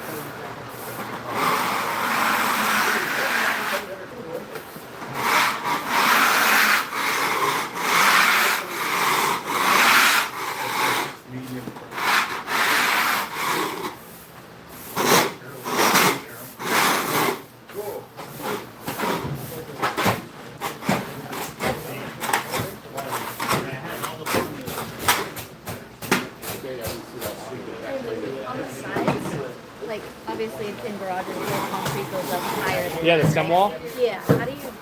We use this like a Bondo spreader, like a metal scraper. Okay. Like the same one that I used on the floor patch. Okay. Yeah, whatever, drywall scraper. Okay. And you'll go like sideways and just hit it like this. And then you aim the blade down and get it out of that crack. Yep. Great question. For such a small one, we're not going to worry about it. Right. I know this is all on your guys' videos, but Yeah. Have we done? Yes, we've done stem wall flake before. So you. it's like one of the first. It is. I think it's the first. It was his garage actually. Yeah. And then we'll poly the stem wall first. Right. Right, and then hit the field. Well, no, like roll it on the top coat. You'll top coat the stem wall first. Can you hit that?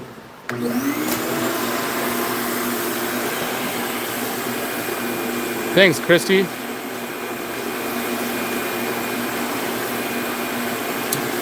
So, welcome everybody. We are doing a flake floor right now. We just got done scraping and now we're about to apply our Polyaspartic top coat. Let me know if you want me to show you a better look at the flake or if you're fine right here.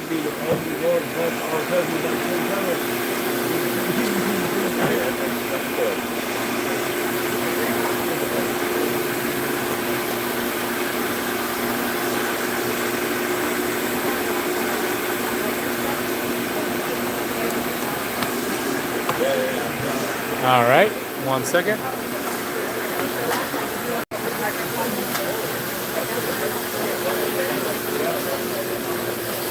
So here's a concrete, and then here's a flake color. We have over 100 different blends of colors. So this is like gray and black and white and a little bit of brown. This is our coyote mix.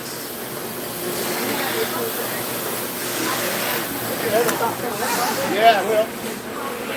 But yeah, we have just about every color under the sun. And you can make custom blends too. So check them out Get as much up, like I'll do on our 2 or 3 website, passes. Stone Coat Countertops.com. Get it all up. Time spent vacuuming loose flake is time well spent. If you want it to lay out real good. You can't get these wands everywhere. You can get them at US Tools, a couple spots. I haven't found a very good wand like this on Amazon. They're always US Tools. There's a link in on the paperwork forum. They're great. Hello? You can change out from like the bristle to a squeegee if you're doing floor, like wet.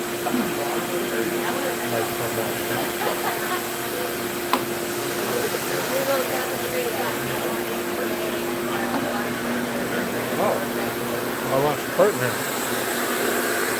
Yeah. Okay. Which one do you like better?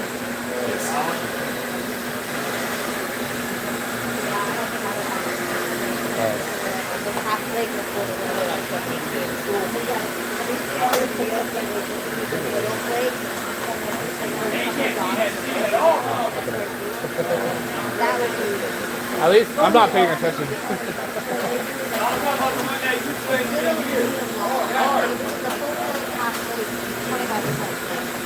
What do you guys call the flake? So you go full flake, half flake, and then what's the bottom? The coverage? Yeah. Oh, full coverage, half partial coverage. Yeah, and it's like only a couple here and there. You see that a lot with some of the Rust-Oleum flakes, but the problem is unless your slab is like perfect and that color that you put down is like solid, if you do a partial flake and it's not a really clean slab, you're gonna see all the imperfections. Right. So I wouldn't even off that. no, we don't even off, like me and Mitch, Yeah. I won't do a partial flake. Right. You can though. Some people pull it off if it's like new construction, Yeah. right? But if you got a 20-year-old slab, I'm not gonna do partial. Yeah.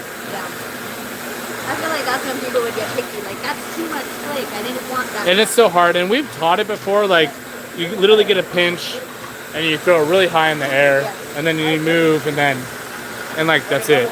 You know, 5% coverage or something. Yeah.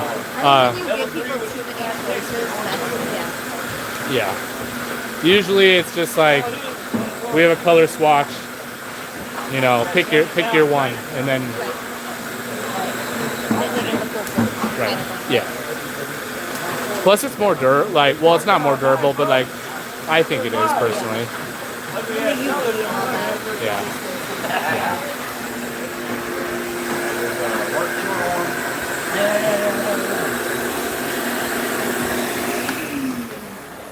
Woo.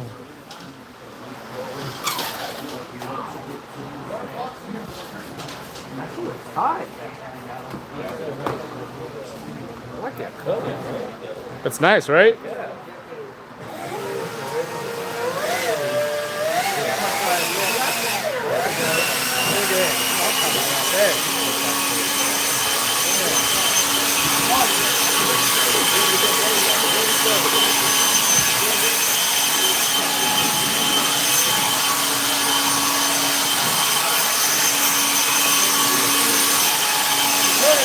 Hey Mitch, real quick.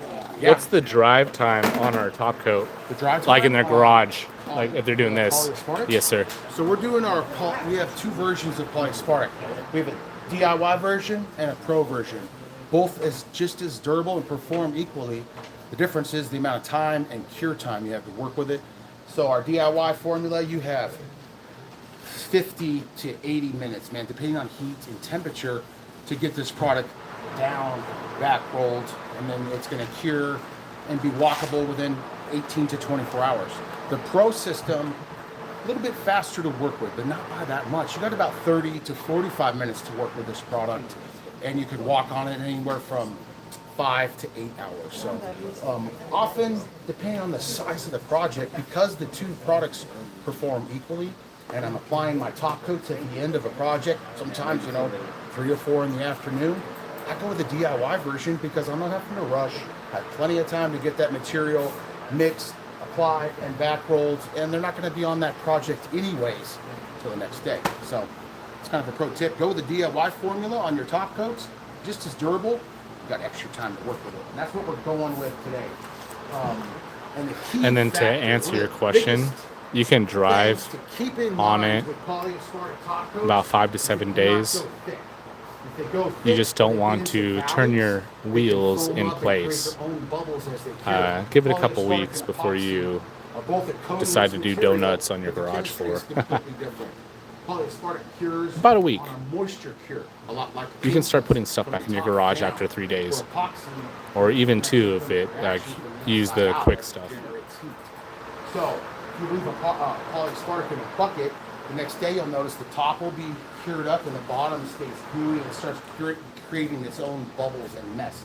So if you put too thick of material on your top coats, it can give you issues.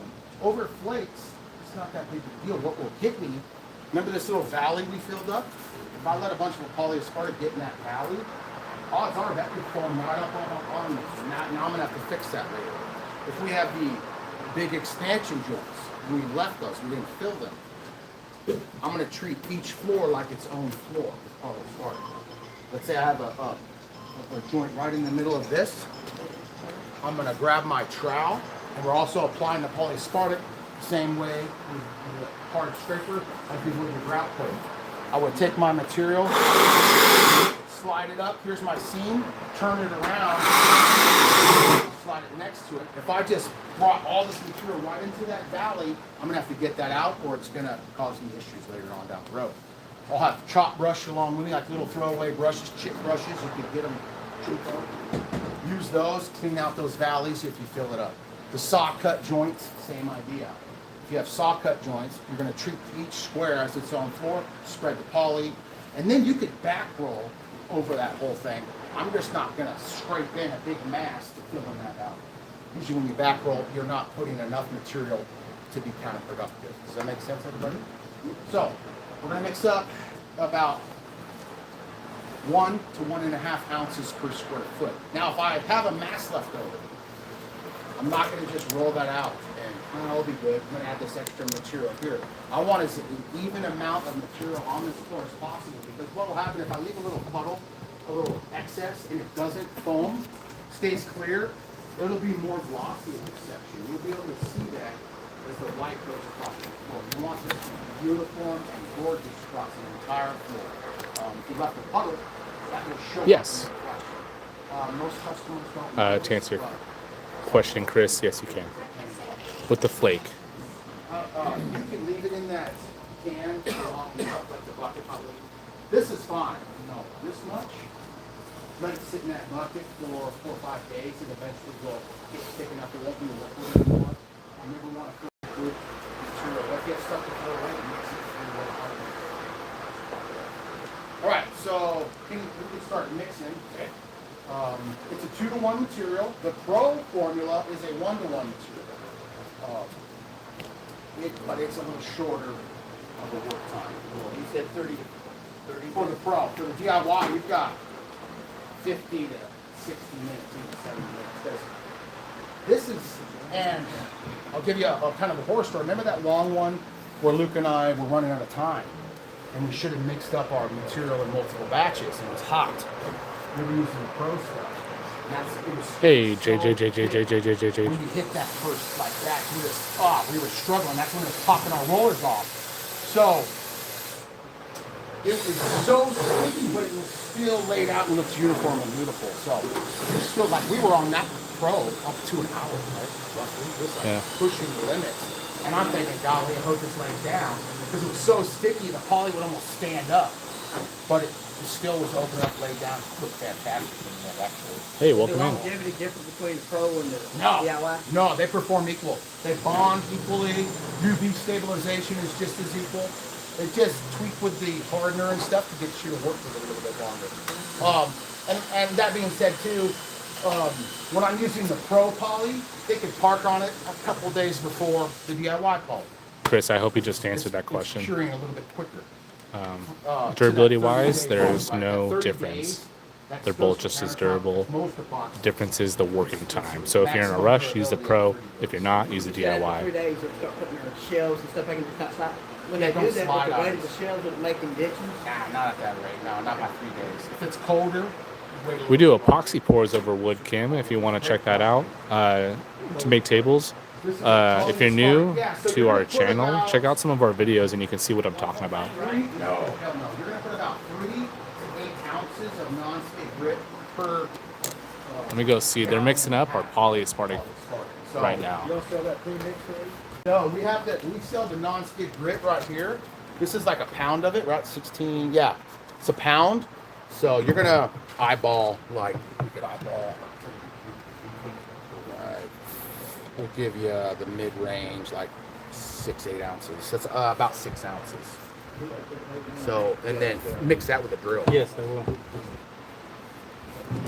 So once you put your non-skid grip in, you want to whip it in real well and then pour it out, because it'll start to settle on the bottom of the front. Craig, absolutely. We do woodworking with epoxy. We teach people how to coat over their existing surfaces, like their kitchen or bathroom countertops and showers.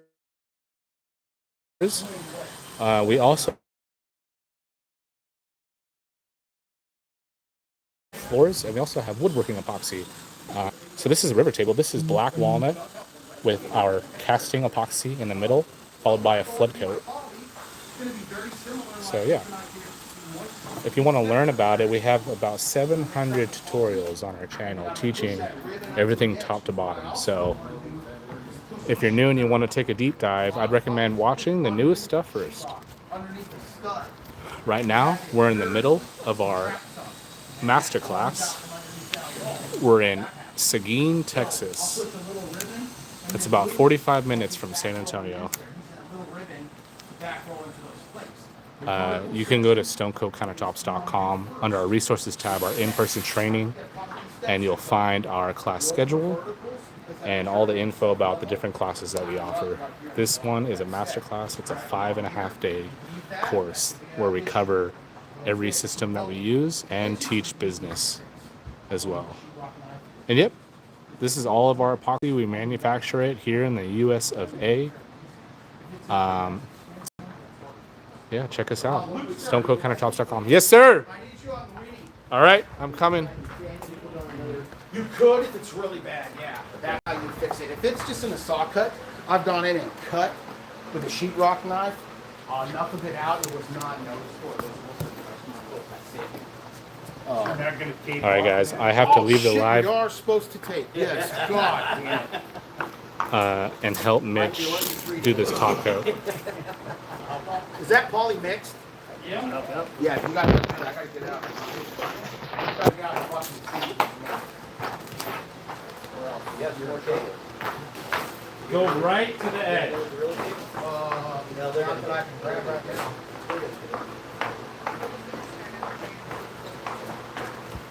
Yeah, so I'm really not gonna, you can't push much of all for that shape. They're not gonna really walk it. Normally you would walk it. Yeah, yeah, and honestly, I could have kept the tape from yesterday. It is easier to pull it while it's wet like that and redo it. It gives you a super clean line, but you have to do it. So, yeah.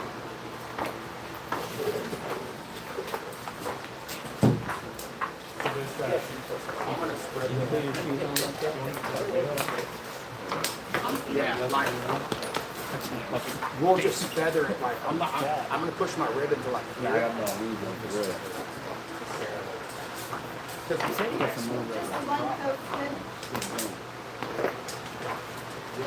Okay, Grout. With one layer of tape. Yes, sir. And then come hit me here too. Get this in as well when you're done. Please. So remember poly, then you put it nice and tight. I'm gonna use my Grout, my hard Hey, strip. Kenny. Just like I would with you. Man alive. And as I pull it, I want to push all the material to one direction. And you not have to come back and pull more material away. I'm going to push a little ribbon up here for Luke.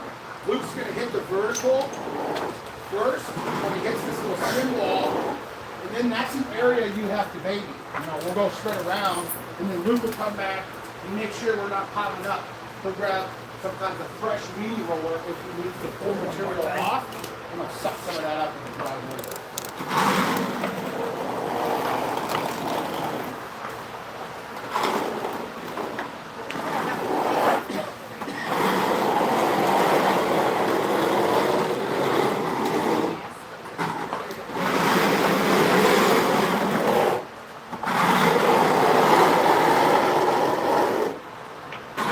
You're supposed to.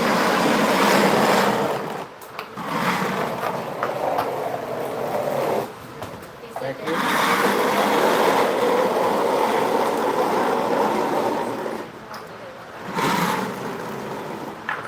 Lights in there.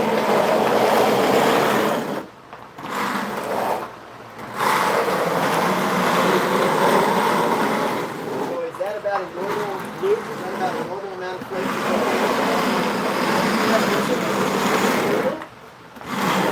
What you talking about? I asked him, I said he's getting some flake. Oh yeah, that's not bad. Like when I was doing it with that, when I was explaining that last job, I'd be right here, and the whole thing would be in the flake, like this chunky oatmeal.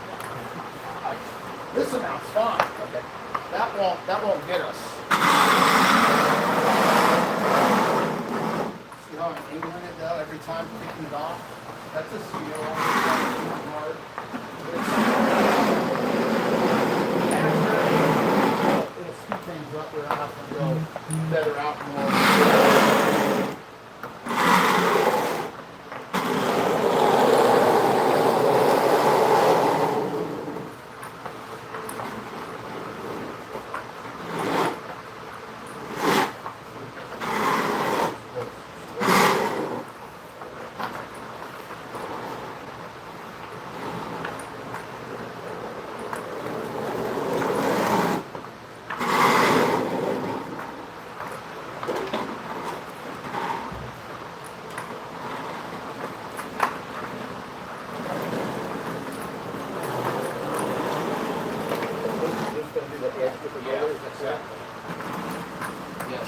Back roll the whole thing, Yeah. middle group. Yep. leave them a baby ribbon here. See that? Let it out. Usually you got a guy like what Luke's doing right now on edge. You got another dude spreading. They're wearing spiked shoes. Spreading. That's enough. Are we all the way covered up top? Yep. Yeah, on the wall, yes. Yeah, I'm gonna spread that out here.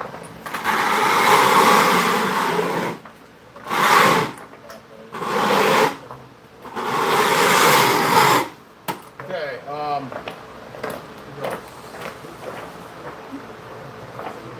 And notice if I end up getting a big mound like this, I'm pushing it away from that edge. Yep. He's going to back roll that even. I'm gonna thin that out now. That's what I'm gonna be looking for when I'm back there. Bubbles. If I have too big of bubbles,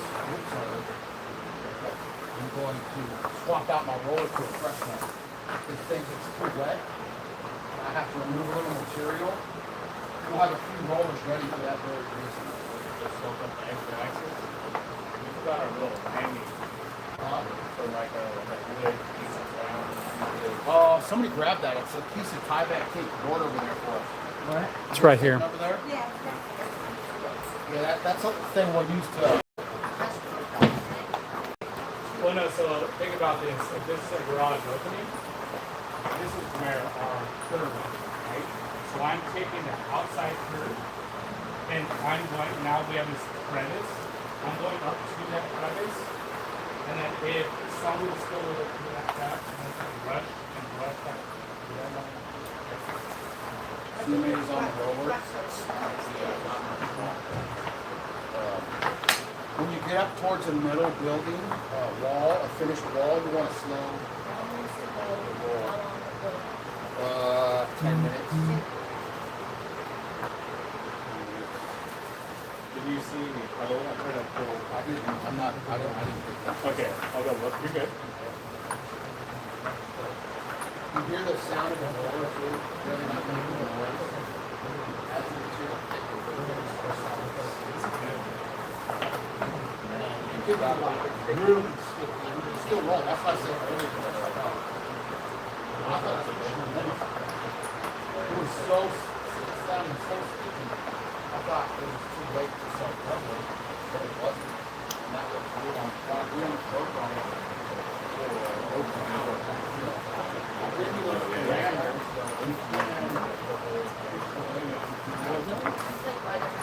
It really does. Now, what I've learned with the poly, what has a lot to do with it too, is the temperature of the polyaspartic when I mix it. And that's more of a important factor to pay attention to when using the pro polyaspartic compared to the DIY. Because the pro product has a shorter working time. And that the shorter working time will be affected more dramatically with heat. Yes. So that's where I'll put it in the customer's home or in my air-conditioned truck in Texas. That saved us because it was that put me in the butt one day. This is done pretty much, guys. It's a little thick right there, but not fast. Okay, frame on this walk on. We can walk on this in 10 hours. But I mean, most people don't. Like, you're going to set this, and then the next day you'll come back and check it out. Good, guys. Any questions on this process? Like it's It's pretty simple. This will be dry and cured fully to in 10, 15 hours. Drive on. To drive on, for the DIY, I tell them to wait for 7 days. For the pro, they could drive on in 5 days. When do you pull the tape? Pull it right now, or kind of let it thick in again. We'll clean, like right now, I'm doing the on-site cleanup. Yep. And then when he's done, he's going to give me his stick. I'm going to clean that off, start packing up stuff, and then I'll fill the tape. And I'm looking at reflections as I walk by. and you'll see how uniform and even the material is by the reflection. By the Isopropyl still clean the Polyaspartic? sure will, yes. But these little roller frames, yeah, you don't usually have to do much. Just don't want to forget the roller on it. And tighten your wing nuts because you'll lose those. Yeah, if you unloosen the wing nut all the way, it'll just fall apart.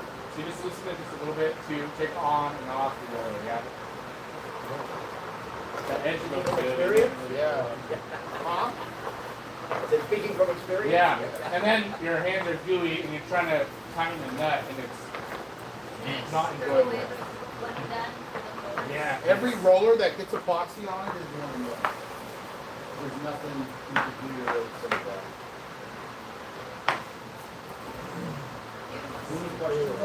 You can see how like the difference of complexity of blue marble is easier.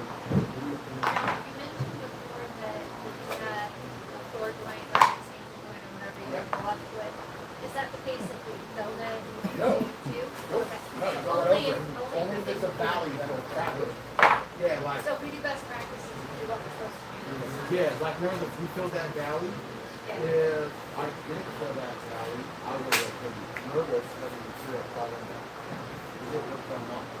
The edge is pretty easy to fix. I don't want to fix anything. So I avoid that at all costs, but I would fill it. That was just a, like a nut set joint for the whole joint. Thanks, bro. Whole facility. There's one question off next. You can do it in 40 and 50 degree weather. So we will only pour above 55 degrees. So we did Mitch's garage in the dead of winter in Oregon. It was about 15, 20 degrees outside.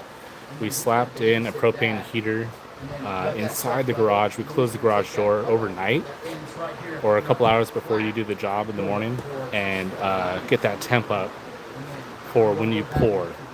So it needs to cure, like for that, overnight, the next morning, it needs to cure above 55 degrees. Once it's cured, it can get super cold, right? It doesn't, if it gets negative 30 outside, it doesn't matter.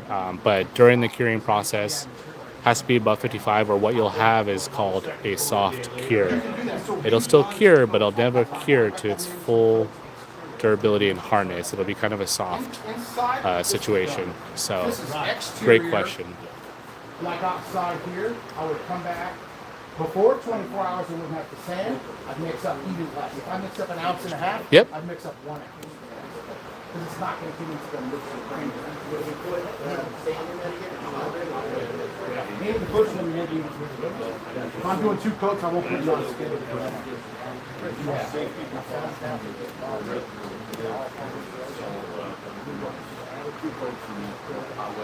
So here, let me show you guys Luke and I have done what that floor looks like. standard. I'll even do the first coat and coat, and then the second coat we add on.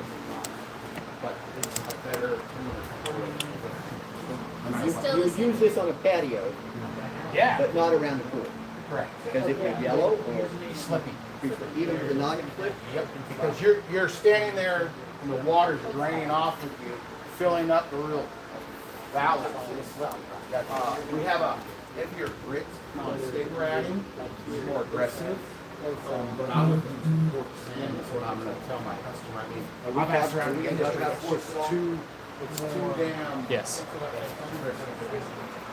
You don't want that liability. Especially children or even old people. Hey!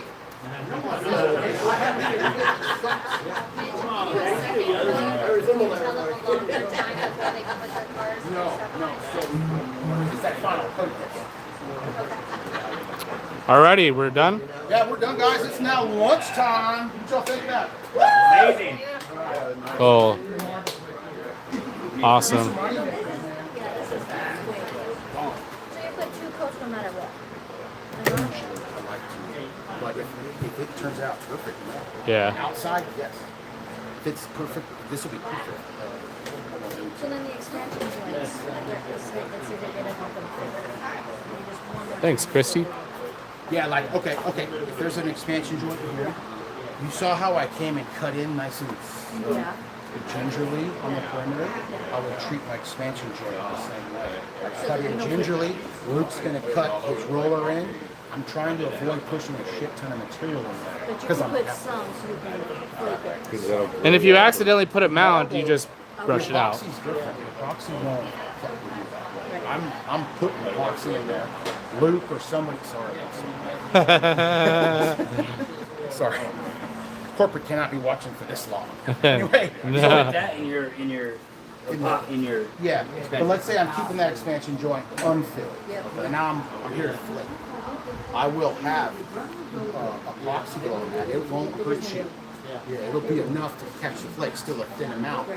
If it is a puddle, we'll grab a brush and just pull it down there so it's nice and coated. Then we throw the flakes. Then I scrape, and then I'll kind of get the loose flakes out of that crack. And now I'm keeping the poly as little thin as possible in that. But for marble, would you even touch it if they didn't?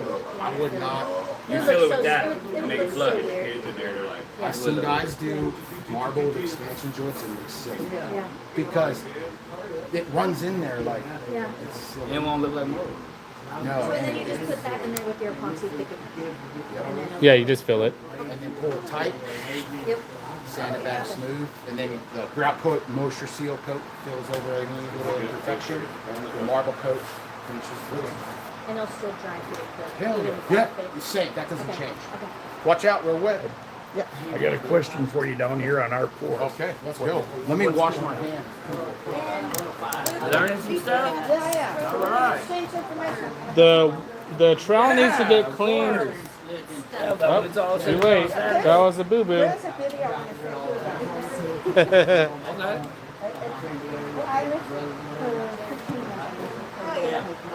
It's done. Yeah, yeah. Okay. Smart man. Hey everybody, Luke here with Stone Coat Countertops. We are in the middle of day 3 of our Masterclass. As you guys saw, we just finished doing the Polyaspartic top coat over a flake floor. Earlier Mitch showed us a huge purple marble epoxy floor. Then the students broke off and did all their sample boards together. But now I'm going to tune out. It's lunchtime. Thanks for tuning in, guys. If you have any questions, please hit us up. Call our customer service. We'll get you set up, and you got this. See you on the next live.